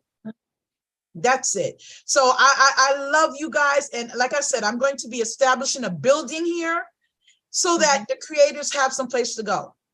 We have some place to call your own, our own. I want the magazine, instead of just making it digital, it's going to become a building. This is what I'm solidifying here and working on. So when you guys don't see me, I got stuff I'm running around. And so, it's, again, it's awesome and it's wonderful, but everyone is contributing and we got to keep it up. We have to keep supporting each other. We just have to. Because there's what, 8, 9 people here right now. If each one of us that are able purchase the next one's book, leave a review, do you know what that does for each of us? And that's all it takes. Maybe you can't purchase it. Maybe they can send you a copy of their manuscript. Maybe, and that's another thing. Ms. Romero, Sister Romero, I also give you a free copy of your digital manuscript. Okay, for those who are here that can come to my home and we actually see each other, they'll get a digital and a hand printed. But yes, you will get your own free manuscript. Okay, to do whatever you should always be able to. Any publisher that's not giving you your works, run. Run. Because I just have that manuscript, I have to send that. But run. Great. And like I said, I publish through Amazon. So if you don't have an Amazon account, get one. Because what I will do is set up everything for you and then give it back to you and then you change your password. You're in charge of your own account, your residuals, your money, whatever you're making, that's free. That's you. We empower people. That's what it's about. Okay. So what else you got? If anybody else wants to read a poem, anybody wants to talk, have questions, however we can help you. Okay, it's Bobby again. Yes, Brother Bobby. I've dropped my book on Amazon actually, but it's not actually going well. I've not made any sales and things like that. So that's the problem. When a creator is unable to earn a living from creativity, it affects a little bit. At least it touches, discourages him. For me, I take creativity as something I love, and I take my attention away from the funds and the earnings and all that, and just write for me. Right. And but at least if a creator can be making something out of what he's good at. I think to make it or to help improve him in whatever he's doing. So I have poems, much poems. I have page on Facebook. So that's where I publish my poem, like just post it like that for free, and people loves it. And I'm happy when they come back to me and say, I love your poem. It really touched me, this, that. I'm very, very happy about that. If there's a way I can be able to make an anthology and post it to end something, I really appreciate and I really love it. So thank you. Beautiful. You know, you brought up some good points there. You know, you get published, you self-publish, your book is on Amazon, and it's not making any money. People aren't buying it. The sales are not coming. This happens to everyone. Because we're not quote unquote famous. So of course, don't get discouraged because you don't see any sales. Don't. Keep putting your work out there. You have got to become your own salesman. You have got to promote your work in any way possible.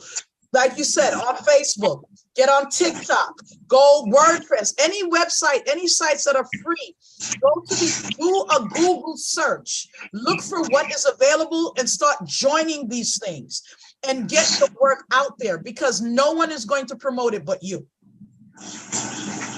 You are your best promoter, unless you hire someone to do it for you. Now, like what we do, like my business is promoting. So this is what we do. We do promote creatives as much as possible. But times have changed now. So even musicians, they're out there promoting their own work now, because once upon a time they had PR to do that. Not anymore. They have to do it themselves because the times have changed. And let's not fool ourselves. Poetry isn't what it should be, and we know this. And we have to understand why. A lot of you have to remember the society that we're living in, even in every different country. They're not going to love poets like that. Poets prick the conscience. Poets step on toes. Yes. Poets slap you in the face and don't care. Just love us. So, people love our work, but they're always not going to be that quick to jump and support us. You cannot expect the quote unquote system of things to support us. You will be foolish, and that is a suicide mission. We have got to promote each other. We have got to support each other. This is the key. I'm going to be doing a show soon, this week coming. And I'm letting you all know we're doing something called the League of Authors. What that is, the magazine, if you're interested, again, League of Authors, where I'm recruiting authors that we will sit down and we will purchase books, or some people will give us free books. They'll give us their manuscripts, and we are going to, our job is to review these books, purchase these books, leave reviews, because this is how you're able to get people to see your work. Amazon tells you after 50 reviews, they start promoting your stuff. So this is why I'm adamant. We must promote each other. We must help each other. So I'm going to be forming a league that was suggested to me by a very dear, somebody new to my magazine. Her name is Elizabeth Ogundomodede, and her father is Richard. He is the one that came up with the idea for the League of Nations authors in our magazine. And this is something that we're going to be doing, because I do it by myself.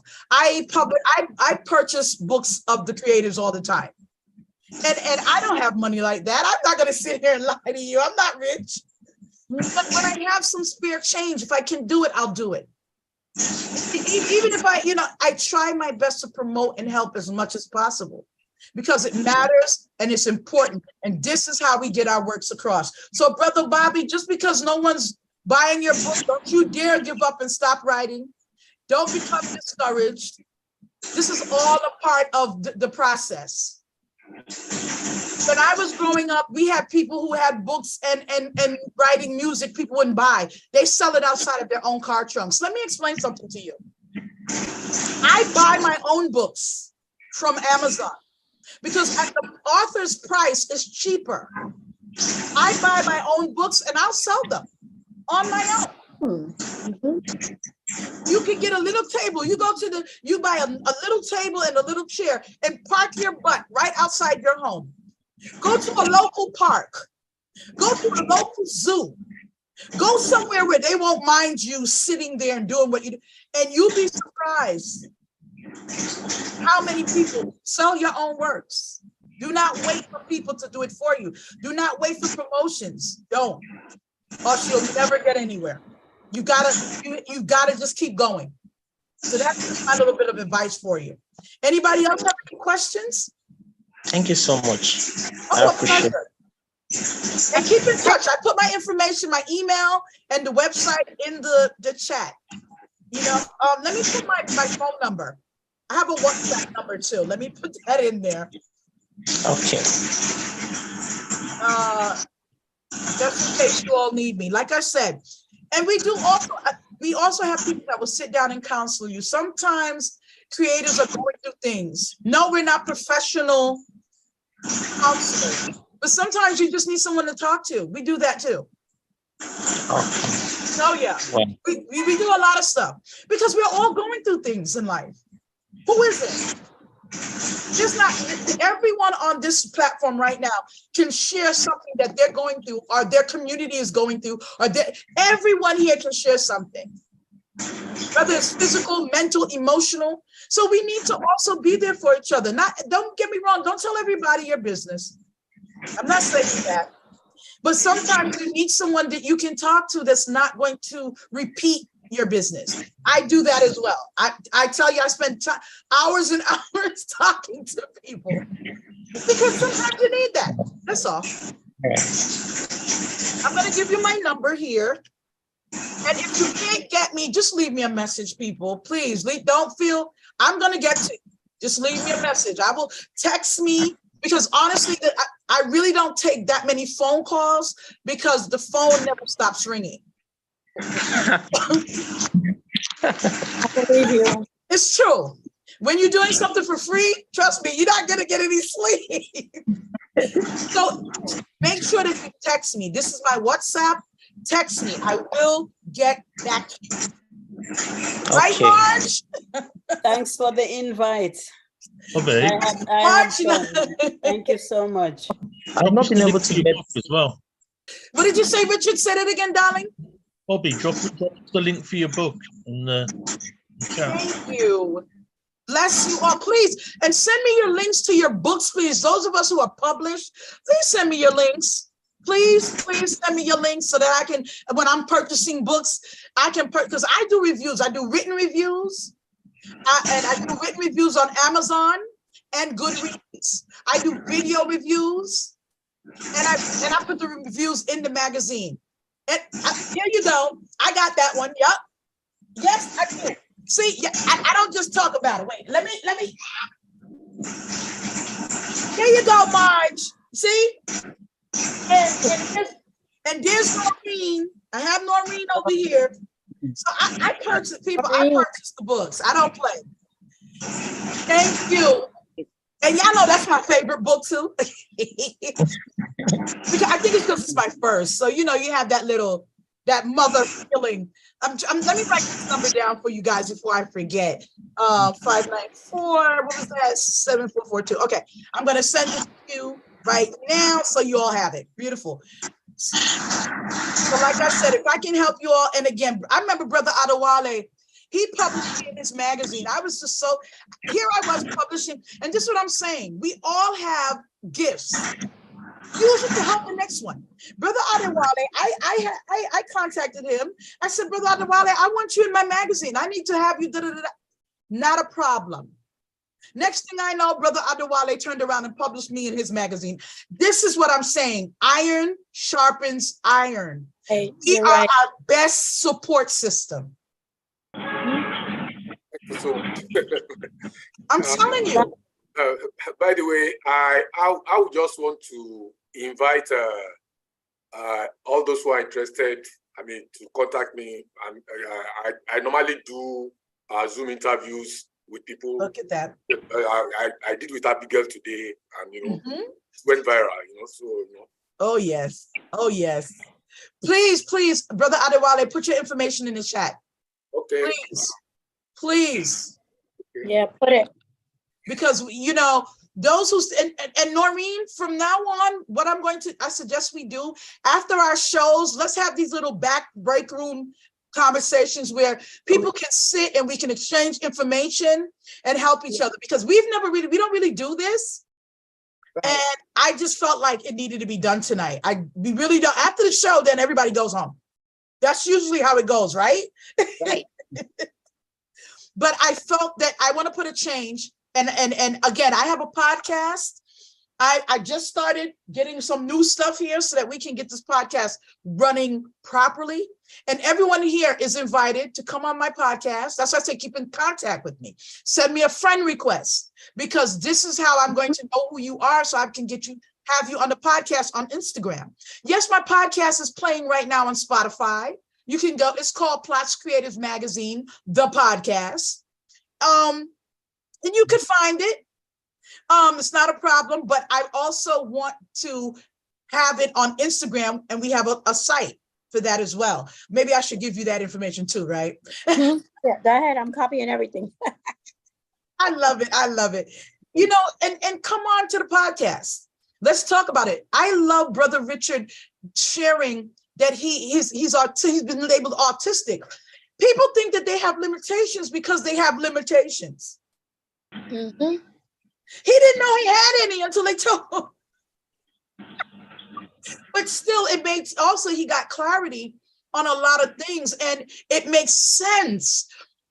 So again, in poetry, artistic or not, if it wasn't for poetry, I think you would have noticed it pretty much sooner. Poetry can keeps the brain functioning properly. This is why I can speak properly. I'm more articulate. Why? Poetry. It's a practice, continuation, repetitiveness. This is the brain, retraining the brain. True. And this is important with autistic people. Mm-hmm. Oh yeah. And people who have learning disabilities. Yes, darling. Sorry, I was just saying, what do we need to do to get on your podcast then? I think I'm already friended with you and stuff. No, you just come on over. Let me give you the podcast link here in the chat. Okay. Let me I just started this one here. Let me just get the right one, because unfortunately I had to abbreviate it because you can only use so many characters on Instagram. But I did do the podcast on Instagram because it gives me a more free, what is the stuff you see on social media these days? My goodness. Sometimes I'm not ready. I just was trying to get to it. Okay. Anyway, I'm typing this in for you. Plots Creatives. Okay. _mag _ the podcast. Okay. And I'm put that in Instagram. Here we go. Let me just make sure we got it right. Blah, blah, blah, blah, blah. Perfect. Looks good. There we go. Okay.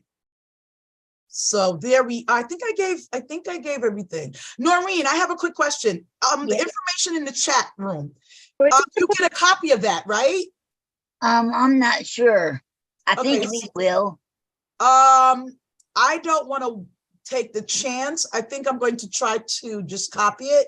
That's what I'm going to do. Copy it, Nathan, so I won't have it. So make sure that we can do it. Right. I don't know. So I'm going to copy. Just give me 1 second while I copy and paste this. Exit full screen, because I don't want to lose anyone's information. It's important that we hold on to this. Okay, good. I got it. Beautiful. Awesome. Go back to full screen. Okay, beautiful. Any other questions? Do we have anything else? I see Marge left. People are going to be going home, so going to eat and doing all those wonderful things. You know what? I have a question. It might be dumb though, but there's no dumb question like the one not asked. I've been writing for quite a long while now. Well, I consider it a long while, 5 years. I consider that wasn't my thing. But, I had decided lately, because I need to go out there. It's not about the money, like you say. I'm like that. It's about if one of my poems touches one person, I got paid already. That's right. Feelings. That's the way I feel. I'm not doing it for the money. But I had decided, because I have lots of friends, that I taught or whatever. And within my years, I'm older than you. Girl, I'm older than you. Yes, I am. Girl, you're looking good. Yes. Yes, I am. But I had decided to go post at least one of my poems weekly in my Facebook page. Is that okay? Is that, how do you feel about that?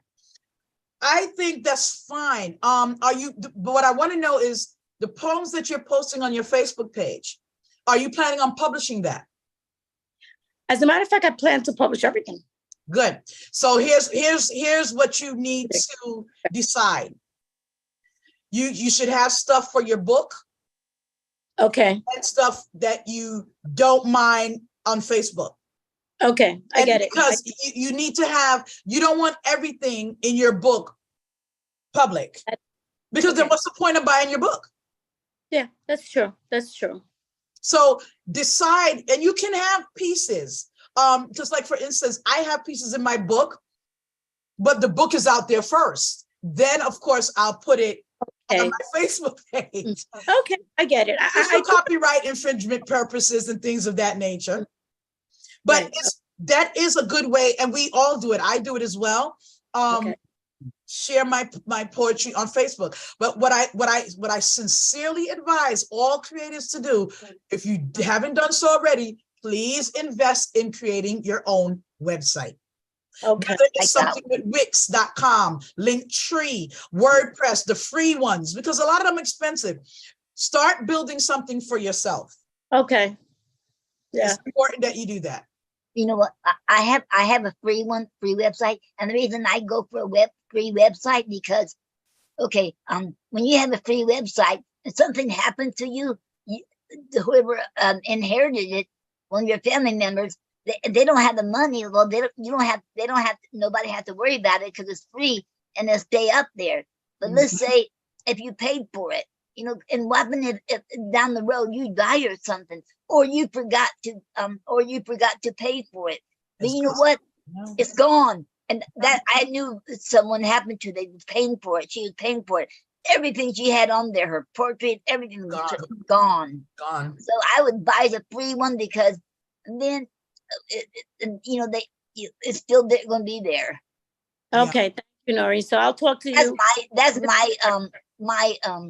my opinion, but I know everybody has a different opinion. No, it's fine. You guys are really the expert. I'm really very new at this. So, so it's good. Whatever I hear from you guys, we're happy to help. Happy to help. Thank you. Happy to help. I use Wix. I was going to ask you which one you were using. Wix. Yeah, Yes. Wix and Linktree are awesome. Yeah. Okay. And I also use Ko-Fi, KO-FI, because I put my books on there that I'm gonna that I will sign. You have your books on there, Noreen? Yes, all 5 of them. And that my one, I only have 4 that you can buy. Well, if you get my first one is no longer in print, but I still have about 60 of them there. So I put on Ko-Fi because you can't find it on Amazon. So if anybody wants it, they can buy it like that. Okay. Right. That was good information. Yes. Yeah. Okay. Beautiful. Sister Romero, what is your first name, honey? Sol is my first. Sol. Angel is my middle. Sol Angel. And Romero is my last. Romero. Yeah. Where are you from? I'm Puerto Rican. Puerto Rico. And let me tell you, my ex-husband was Salvadorian. Wow. He was second cousin of Monsignor Romero. Oh, okay. Yes. Nice. Beautiful. That's away. You know what? I think I'm gonna advise you. You should contact with Brother Bill. Bill Peters. Noreen, could you make sure she gets Brother Bill's info? Yes, because I already help me. Because I already got her to go to one of his Yeah. Oh, beautiful. He's having poetry anthology based on people who have passed on, have transcended. I really think that you should give it a look. Yeah. Yes. I already gave him, I already submitted a piece because I think it's very important. A lot of us are grieving, have lost people, For me, lose people. See, my mother passed away, and 2 months later, my husband did. I don't know, 30. It was really devastating. I mean, I was in with my husband, but my life turned around. Of course, of course. So, I still have those friends, but it's like, oh my God, you changed. No, you have to keep on living. I have to look nice for me. I'm an independent woman, and I know where it stands. And I'm into poetry. You know what? By the way, I want to tell you something, Miss Angel. I love that hairstyle you got going on there. I'm loving the color and everything. I don't know. I'm gonna do something. Honey. Listen, I'm 66. Oh, get off. I don't believe a word you say. And I'm not ready to retire. Look, you look beautiful. You gorgeous, mommy. What? Thank you. It's oh the my Lord. goodness. Can I say that? It's God. Of course you can say. Why can't you? Of course you can say that. It's God. I'm a child of God. That's blessings, honey. That's blessed. It's this lady. Oh yes. Oh yes. Right? See, people don't understand. People who know me know that I'm sickly. I'm always in the hospital. I'm always running. But you don't look it. And it's funny you say that. My mom, bless her heart, when she transcended from cancer in 2008, people didn't think she had cancer. And she was stage 4, over 98% metastasis. And you walked in and did not know my mother was sick when you looked at her. It threw them every time. We just don't wear sickness. I love your character, your personality. It's like it blossoms anymore. And that's you. They say, "Oh, you're an angel." Oh wow! Girl, angel. I'm just an angel in disguise. So still working. And we all are. That's what I want to do. I want to express my inner voice. It's not only spiritual, But people don't understand that that's where it starts from, though. It just, like we said, it has nothing to do with religion. I don't. That's why I don't discuss religion and politics and sexual orientation, only because I don't want it to be a distraction from what it is we're doing. Yes. What the focus is. I don't care what sexual orientation you have. That's not my business. You're absolutely. I don't care what color you are. That's not my business. Right, I don't care what political party. I don't care. All I care is when you read something from you say, "Whoa, it sounds like me." I care about the person's heart and their mind. It. The mind, the heart, the mind. This is what I care about. And if these things are good, if these are positive, I don't care about the rest. That's not my business. Would you excuse me? Yes. If you I agree to all things you said, about not caring for whatever, but politics. I knew it. I knew you were not going to hold your tongue. You don't care politics. No. You're true. Now, don't misunderstand me. Don't misunderstand me. Okay. Don't misunderstand me. Okay. I do discuss everything that I mentioned. Okay. However, I don't make it the focal point. Right. Well. Right. See, and that's why, because you have to understand, we have countries that are, and not that we don't have our political issues here in America. We have in every country, but there are other countries that are dealing with more major issues. Oh, sure. Then we are. And that people are just they're being slaughtered. So we have, so I will never poo-poo or look down on someone's political anything, because again, of course, politics is going to be the center of your life if you're being politically screwed all day. Of course. Come on. You're right. You're absolutely right. But I won't judge you for it. I won't hold it against you, whether I agree with you or not. I'm not going to do that. So be a voter if you want your voice to be heard. That's it. Let me explain something. I'm glad you said that because I do not believe. Let me just. Because you see, the essence of my disagreement with you is even that even most poets that are political are always against the government. Because I was even going to ask you, what do you feel about some people believe that some poets do see things before they happen, and it's reversed in their work. Okay, I'm going to go further and branch on that, elaborate a little further. Okay. It's not just poets.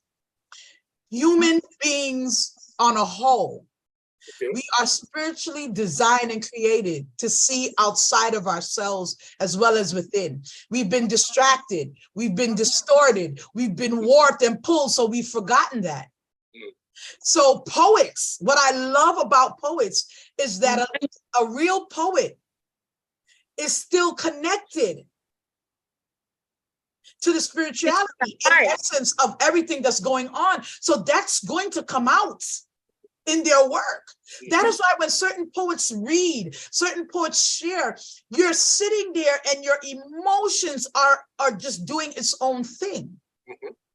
This is a true poet.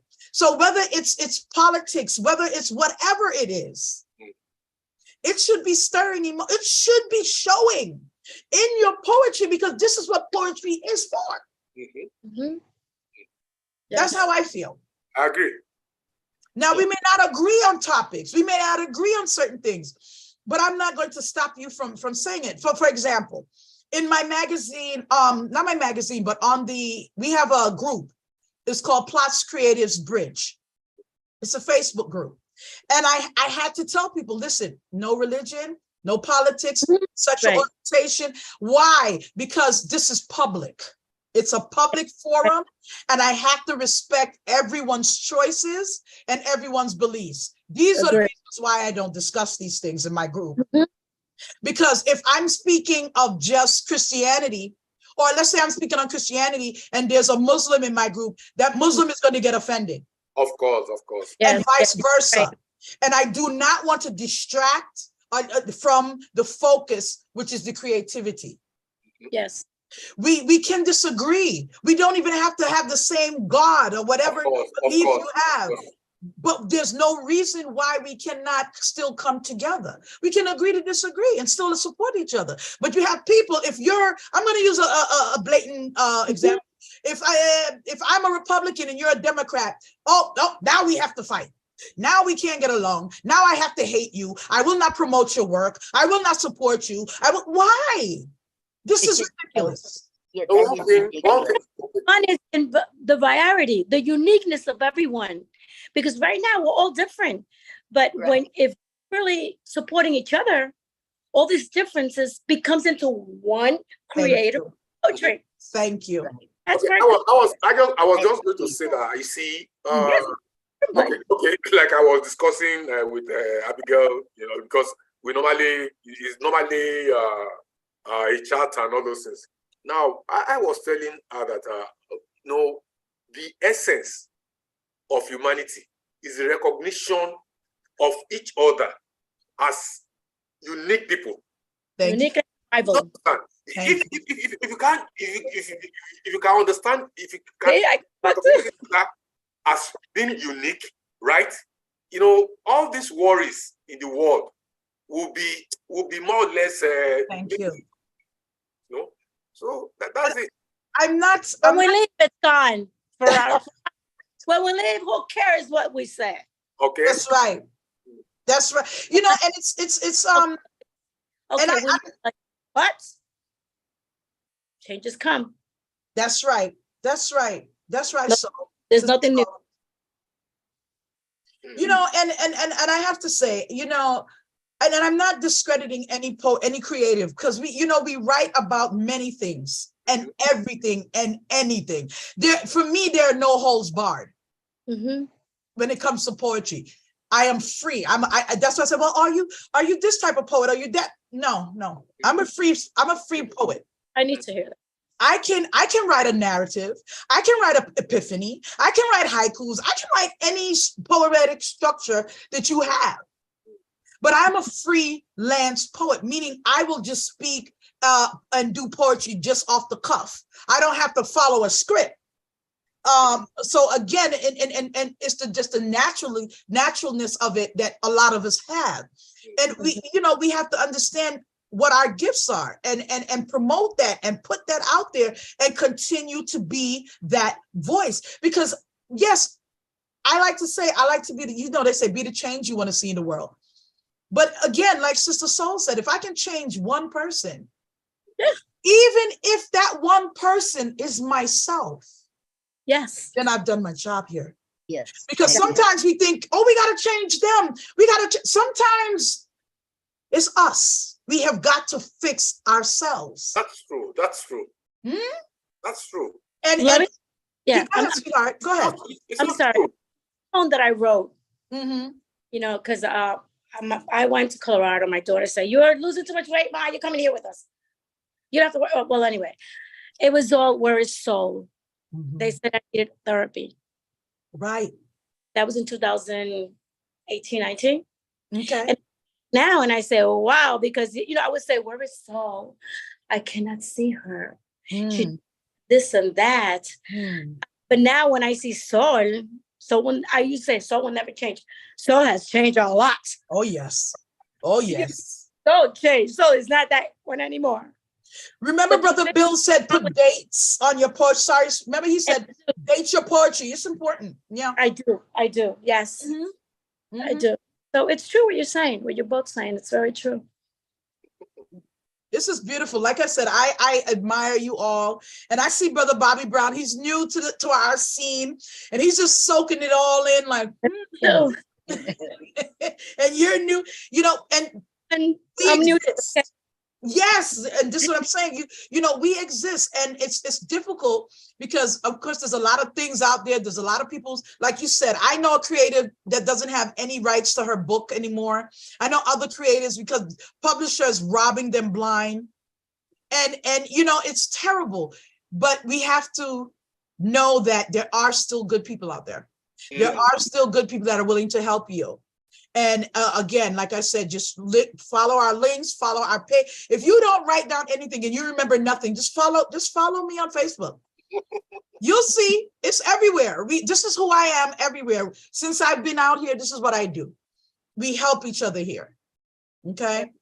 Do we have other shows and podcasts you can be on? Put your work out there. Like I said with Brother Bobby, connect with people. Connect with people. I didn't know Brother Adewale from a hole in the wall. Now we're all great friends. Noreen, same thing. Brother Richard, and now you two. So that's what I'm saying. We didn't know each other. We met each other here. Creativity and poetry brought us here. So again, there are no limits. Do not limit yourself. There are none. I don't care if your book, no one buys your book. So what? You're a poet. And if you are a poet, you better know it and put your work out there because somebody's reading it. Actually, I love this saying that some of us write for prosperity. Write for posterity and not for prosperity. I like that. You see, that's why if you have maybe some other things doing, fine. But like once you write one book and 3 books and all those things, someone somewhere will lift you up. Yeah. And correct. Yes. Beautiful, Brother Adewale. Beautiful. And Brother Bobby, like I said, I would love to see some of your work. You make sure you're sharing your links. I will. Sure. And people, again, okay. We critique your work. If I'm telling you personally, because I'm the editor-in-chief of my magazine. If I see poor spelling, if I see stuff that's improper grammar, now don't misunderstand. Let me know. As poets, thank you. As poets, I'm gonna let you know. And I'm gonna highlight it and let you know. Don't take it as an insult. I'm helping you. However, know that we are poets. We are creators. We can play with the language and do whatever there are no limits. So there are poems where people will recite and the grammar may not be correct because that is the way it's supposed to be. You just need to know what you want to put out there, how you want to put it out there, and put it out there. We have this Period. This is the day of modern technology. You have phone. There's no reason, Brother Bobby, to wait for anyone to do anything. Let me tell you something. Start charging people. When you get to the point where you're there and you're established and you want them to read your poetry, set up your website. They can come and you could charge them 99 cents to read a poem. Start building your foundation. Okay? These are what you have to do. It doesn't matter if they don't, because let me tell you something. When I started doing this, I came on this scene online 4 years ago. When I started in 2017, no one knew that I was promoting them. I had my blog on WordPress. Noreen didn't know. No one knew. Wow. I was supporting. Noreen is now hearing about it. Yes. I was promoting creatives and they had no clue. And I did this because I wanted to see how we interact with each other. And for the 4 years that I've been here from all countries, all over the world, I know who's supporting who and who's not. And my thing is find like-minders. Find people that are going to support you. And these are the people that you want to stick with. And then create your own platform. Because sometimes you may find like-minders and all of a sudden they switch and they're no longer like-minders. People are human. They don't remain how they are all the time. You have got to know how to empower yourself and how to market your own things and how to get your own stuff out there and be your best hype man. That means be your person that's promoting everything. Scream it from the rafters if you have to, but you have to promote you. That's important. Very, listen, some of us are a lot older than you. Matter of fact, I think you're the baby in the room right now. Yeah. You know, and we can remember, poetry is, people weren't getting paid for poetry. Still aren't getting paid for poetry. If you're looking at it for money, I'm going to tell you right now, if you're looking to get rich and make money off of poetry, you're in the wrong area of work. Right. Absolutely right. And you really need to think about what you want to do. I'm not saying you cannot make money. That's not what I'm saying. I'm saying if that is what you're going with, you're going to be disappointed, you're going to get depressed, and you're going to stop writing. Because poetry is for real poetry is for real poets. Yes. It's not about the money. It's about the message of the word. I agree 100%. Like Nyla Lucius always said, of all the arts, poetry is the only one that you cannot make money off of in all the arts. You know, and you do make money, but it's so little. Right. And so if you're going in there to make you're gonna be disappointed. Right. You will. You're going to be disappointed. Because people are not going to, you have to understand something. If I'm going to take a political poem, let's say you write a political piece and you're letting people know what the system is doing to them. Do you think your government or your country is going to support you? No. No. Who is this brother Bobby? Who is Abi Wale? Who are these people? Ban them. Right. You're not going to get the support. And guess what? Your own family members and friends, if you're looking for them to support you, don't do it. Not that they won't, but they won't. Because you have to understand something. They're not you.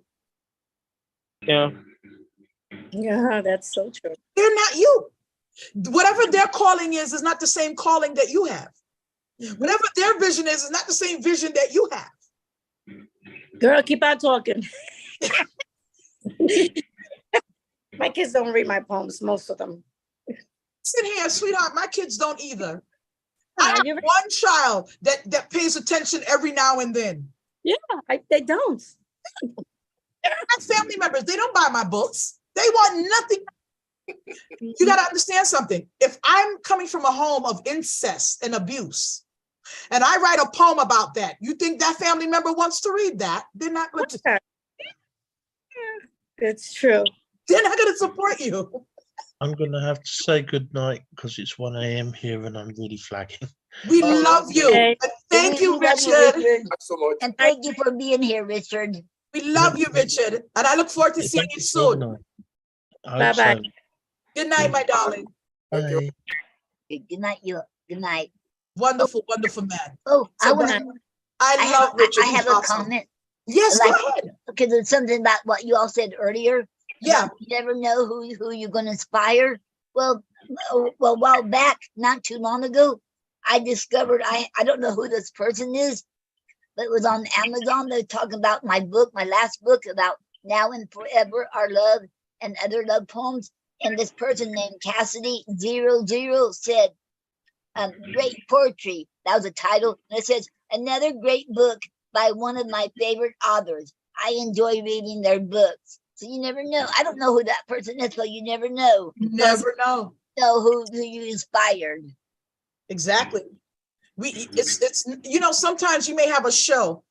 Noreen, myself, Brother Adewale, we may be on live and there's not one viewer. Not one. Yes, that's true. You must continue your show. If you must put it out there. Because people are listening. People are paying attention. I didn't think anybody in America was paying me any attention. I went internationally. It was maybe a month ago. Something said, check your stats. And when I looked, 85% of my people who are viewing and watching me are in the United States. I was shocked. Wow. So they may not say anything. You go on YouTube. I have very little subscribers, but so many people are viewing. I'm like, wow. People are not always going to come out and say anything, especially if it's political, especially if it's something about rape, especially these are things that, we can't talk about. So people are going to, they'll see it. They may not say anything, but they're seeing it, they're listening. If they're sold. I'm telling you, so don't stop. Brother Bobby, keep doing what you do. I know that one day I was on the show. There was nobody else on there, and I was about ready to get off of there. And then there's this guy. He's on YouTube. He's supposed to be a celebrity. I don't care who he is. I banned him. I finally banned him. I was told to ban him, and he said he was gonna it's time. He told me it was time to kill the Jews and the Republicans, because all Republicans are Jews or something like that. And I told him, I forget his name now. I can look it up and find it, but and he said that I am a celebrity. I work for Jay Leno, and that wasn't too long ago, right? That wasn't too long. That wasn't too long ago. That wasn't too long ago. Because I remember something like that you banged someone. Yes, and I said yes. And then yes, could you come on there after it happened? You know, and I couldn't believe I said that. But I told him, I don't care who you are. I don't care if you are a celebrity. I don't care. You don't come on my show and talk about that. I said, I promote love. This is about portrait. This is not about killing. You don't do that. I said, we're about, it don't matter. I don't support racism. I support love. And I thought it was really good. Yes. Yeah, I remember when that happened. I stood up, because I'm not scared. Woman. I'm not surprised at all. I was scared. I was nervous inside, but I know God's got my back. Oh, I'm not surprised. That's right. I'm not surprised at all, Noreen, because I think people may think because you're older, maybe you know you're. Listen, I love to hear people talk about Noreen quiet, and let me tell you something. Noreen is a piece of fire. I don't know what you guys are talking about. Noreen is fire, baby. Okay. That's right. We have to stand up. We have to stop. And again, I understand the whole thing when I meet creatives that are talking about racism and slavery, and we need to talk about these things. Don't misunderstand me. Right. I just don't want people to stay stuck there. Don't you should have more poems than just about slavery and racism, because there's more going on in the world. And if slavery and racism is beating you down, I want to see how you're overcoming this. I want to see how you're changing this rhetoric. If you're not doing that, then we need to get together so we can help you to do that. That's because right. don't stay stuck back there. Keep it. Don't get me wrong. Share it. We need to discuss it. We need to make sure people are aware of these things, because they're atrocities against humanity. Just don't stay stuck there. And I meet many poets that I can't get them past that. They're so stuck in the racism. They're so stuck in the slavery. They just can't see past anything else. And I don't like it, because that means that you're not living your full life. And it happens in so many different cultures. It's not just Black people. That's why, right? It's not. It's not about one color or another color. It's united. My fiance was white, and his people are from Estonia, and they were slaves. They were enslaved by the Russians. So, I mean, you have slavery all over, white people enslaving white people, different races. Don't misunderstand me. Yes, Black people, I feel we were treated the worst. Don't misunderstand it. We're still trying to get past and get through the residuals of that. I don't want to just talk about that. If you want to talk about this is why we came over in the boat and this is what happened, fine. Now I want to know, what are we doing right now, today, to change that? Because we can't fix that. What is gone, we cannot fix it. We can't change it. Let's learn from this. Yes. Let's learn and do things differently. Yes. That's all I'm saying, because slavery exists everywhere. It's not going to die like that. No. Yeah, it's true. It's not. And the more people talk about it, the more people come out about it, especially Noreen. And I'm going to say it. I'm going to put it out there. Noreen, you're a white woman, and to see you sit here, especially at your age, you're still so positive against these kind of things. It's important. It's people like you and others. People don't want to admit this. When there's so many white people died fighting with us. Yes, it's true. They used to call them nigger lovers. Wow. Yes. Yes, many. I was going to say that. That's enough. You really have a point there. Even in Africa, we talk about our colonial past, right? But you see, the average country in Africa has been independent for 50 years now. Wow. Shouldn't we have gone beyond that? Have you not grown? And then you see that our so-called leaders are the ones exploiting us now. Yes, it's true. Oh, you see, so that's the problem. Yes, you're right. You're so right. And this is what I'm talking about. Why have we not grown? Why have we not shown any type? You mean the mental slavery is deep. It's there. It's deep. We still got people thinking that Blacks and Spanish are two different people. We're the same. Of course. We're the same. So, and again, it's so important. The more that we stand up as poets, especially poets, that's why I'm so adamant about assistant poets, because we have taken such beatings over the years. We've become defeated, we've become worn out, we've become adamant, we've become disgusted, we've just become fed up, because we've been singing and we've been writing and we've been preaching and we've been sharing these messages for as long as we've known. And we really feel there's no difference. There's difference. We may not see it. We may not. I like to call myself the Johnny Appleseed of love. I will put some love here, I will plant it, and then I'm gone. I will water it, and then I cannot come back to see. But the seed has been planted. Look at these young people we have in poetry, in creativity. Do not tell me that we're not making differences. We are. Yes. We are. Yeah. We are making, there are people that are too scared to come out. They need that voice. Yes. They need Adewales. They need Sauls. They need Noreens. They need us. So don't stop. Don't ever stop. You guys, I love you guys so much. I'm going to run. Yes, and we're going to leave you. I'm looking for something. Very lovely night. You made my night. Thank you. Oh, bless you. Thank you too. Thank you so much. Mwah, mwah, Happy mwah. to you. Okay, thank you all. I love you all. And thank you all very much. And don't forget October the 4th. Did I say October 4th? Yes, ma'am. October 4th is on the Wednesday, this coming Wednesday. I do research on YouTube. It's where I think I heard it's going to be in India, China, United States, and I think Canada too, but I'm not sure about Canada.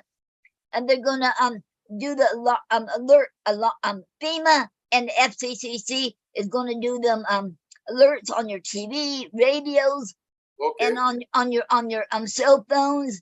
And they're gonna do alert, and they're gonna do it like 30 minutes, and they're trying to say they're trying to put fear in people. And I also read on the comments on there on YouTube where people saying that that people who had them shots, them vaccine shots, but when they do that alerts, and that sound will go in their brain or whatever, that all that sound, well, it's going to turn. They said it's going to turn them into a zombie.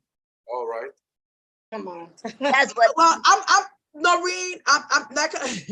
I don't know. But that's what I read. When it comes to those things, Don't get me wrong. There's going to be a lot of things going out there, and I'm not saying they're not doing. And I think we should pay attention to what they're doing, but also pay attention to what they're not doing. Right. I like that. That was the one. I will do it. A lot of times they give us things to pay attention to, or fear, distract us from what's really going on. That's another thing too. They said they're trying to distract us from what was really going on. Yeah. And they said, well, they did not do that for the Mali fires. So there's so many rumors now saying because they didn't do that for the Mali fires, something sinister going down. So I don't know. Well, there's always something sinister going down. Yes, that's true. There's always, but I think, like I said, I don't know what's going on with October 4th. I'm going to look into it. I haven't heard. I've been so busy. I don't know exactly what that is, but I'm going to do my little homework. But I'm very cautious on a lot of the rumors. Yes. That people say you have to be careful because it's about fear. And if they can get you to believe certain things, it can really drive you insane. You'll become this crazed manic person, believing everything that they throw out there. So just be careful of what it is and what they're listening to. For some reason that sounds a little weird to me, but because you brought it up, I'm going to look when it happens. Remind me, Noreen, okay? So okay. It's supposed to start at 2:20, and there's people saying turn it off, turn the cell phones off. Then other people say if you do turn it off, they can distract you, but then they'll come and get you. But you know what? You know, Noreen, sweetie, listen, remember Y2K? Yeah. Oh yes, I remember that never happened. We're still here, aren't we? Yeah. Yeah, we're still here. Yeah. So it sounds a little shady to me. Yeah. Like I said, I'm gonna look in Google. I'm gonna go to YouTube and see what they're talking about. But it doesn't sound like something that's legit to me. It sounds a little. I was busy working. It sounds like a little something weird is going on. Yes. Yeah, we're hearing some background noise. I don't know where it's coming from, but I don't know. But at the end of the day, just be careful of that. I'm gonna look into it, Noreen, and let you know what I find out. Okay. It sounds suspect to me. I don't trust it. I don't. Yeah. But I'm gonna tell you all, Brother Bobby, I see you came back. We're getting ready to leave. I haven't eaten. I'm gonna go get something to eat, and you know. It's been a pleasure meeting you, Sister Soul, and Brother Bobby as well. Yes. And I've been calling you. I'm sorry. I thought your name was Soul Angel. I've been calling you all that time. Now it's just Soul. Her middle name is Angel. Oh, I can call you Soul Angel. Okay. Yes. Okay. Thank you. My middle name is Angel. But Okay. all my life it says, but it's really soul. Right. And I love it. I love it. And remember, I had to change my Zoom and I wasn't going the right way. So Right. my name doesn't appear there, but you know who I am. Okay? Yes, yes, yes. I see you. And I I'm see here. you, Mama. I love it. Please keep in touch with me. Mwah, mwah. Keep in touch with me. Bye, Okay. gentlemen. And thank y'all for being here. Okay, Yes, y'all, love- good night, you all. Good night. It's been Love an you awesome. guys. Awesome. I enjoyed Awesome. this. Right. Okay.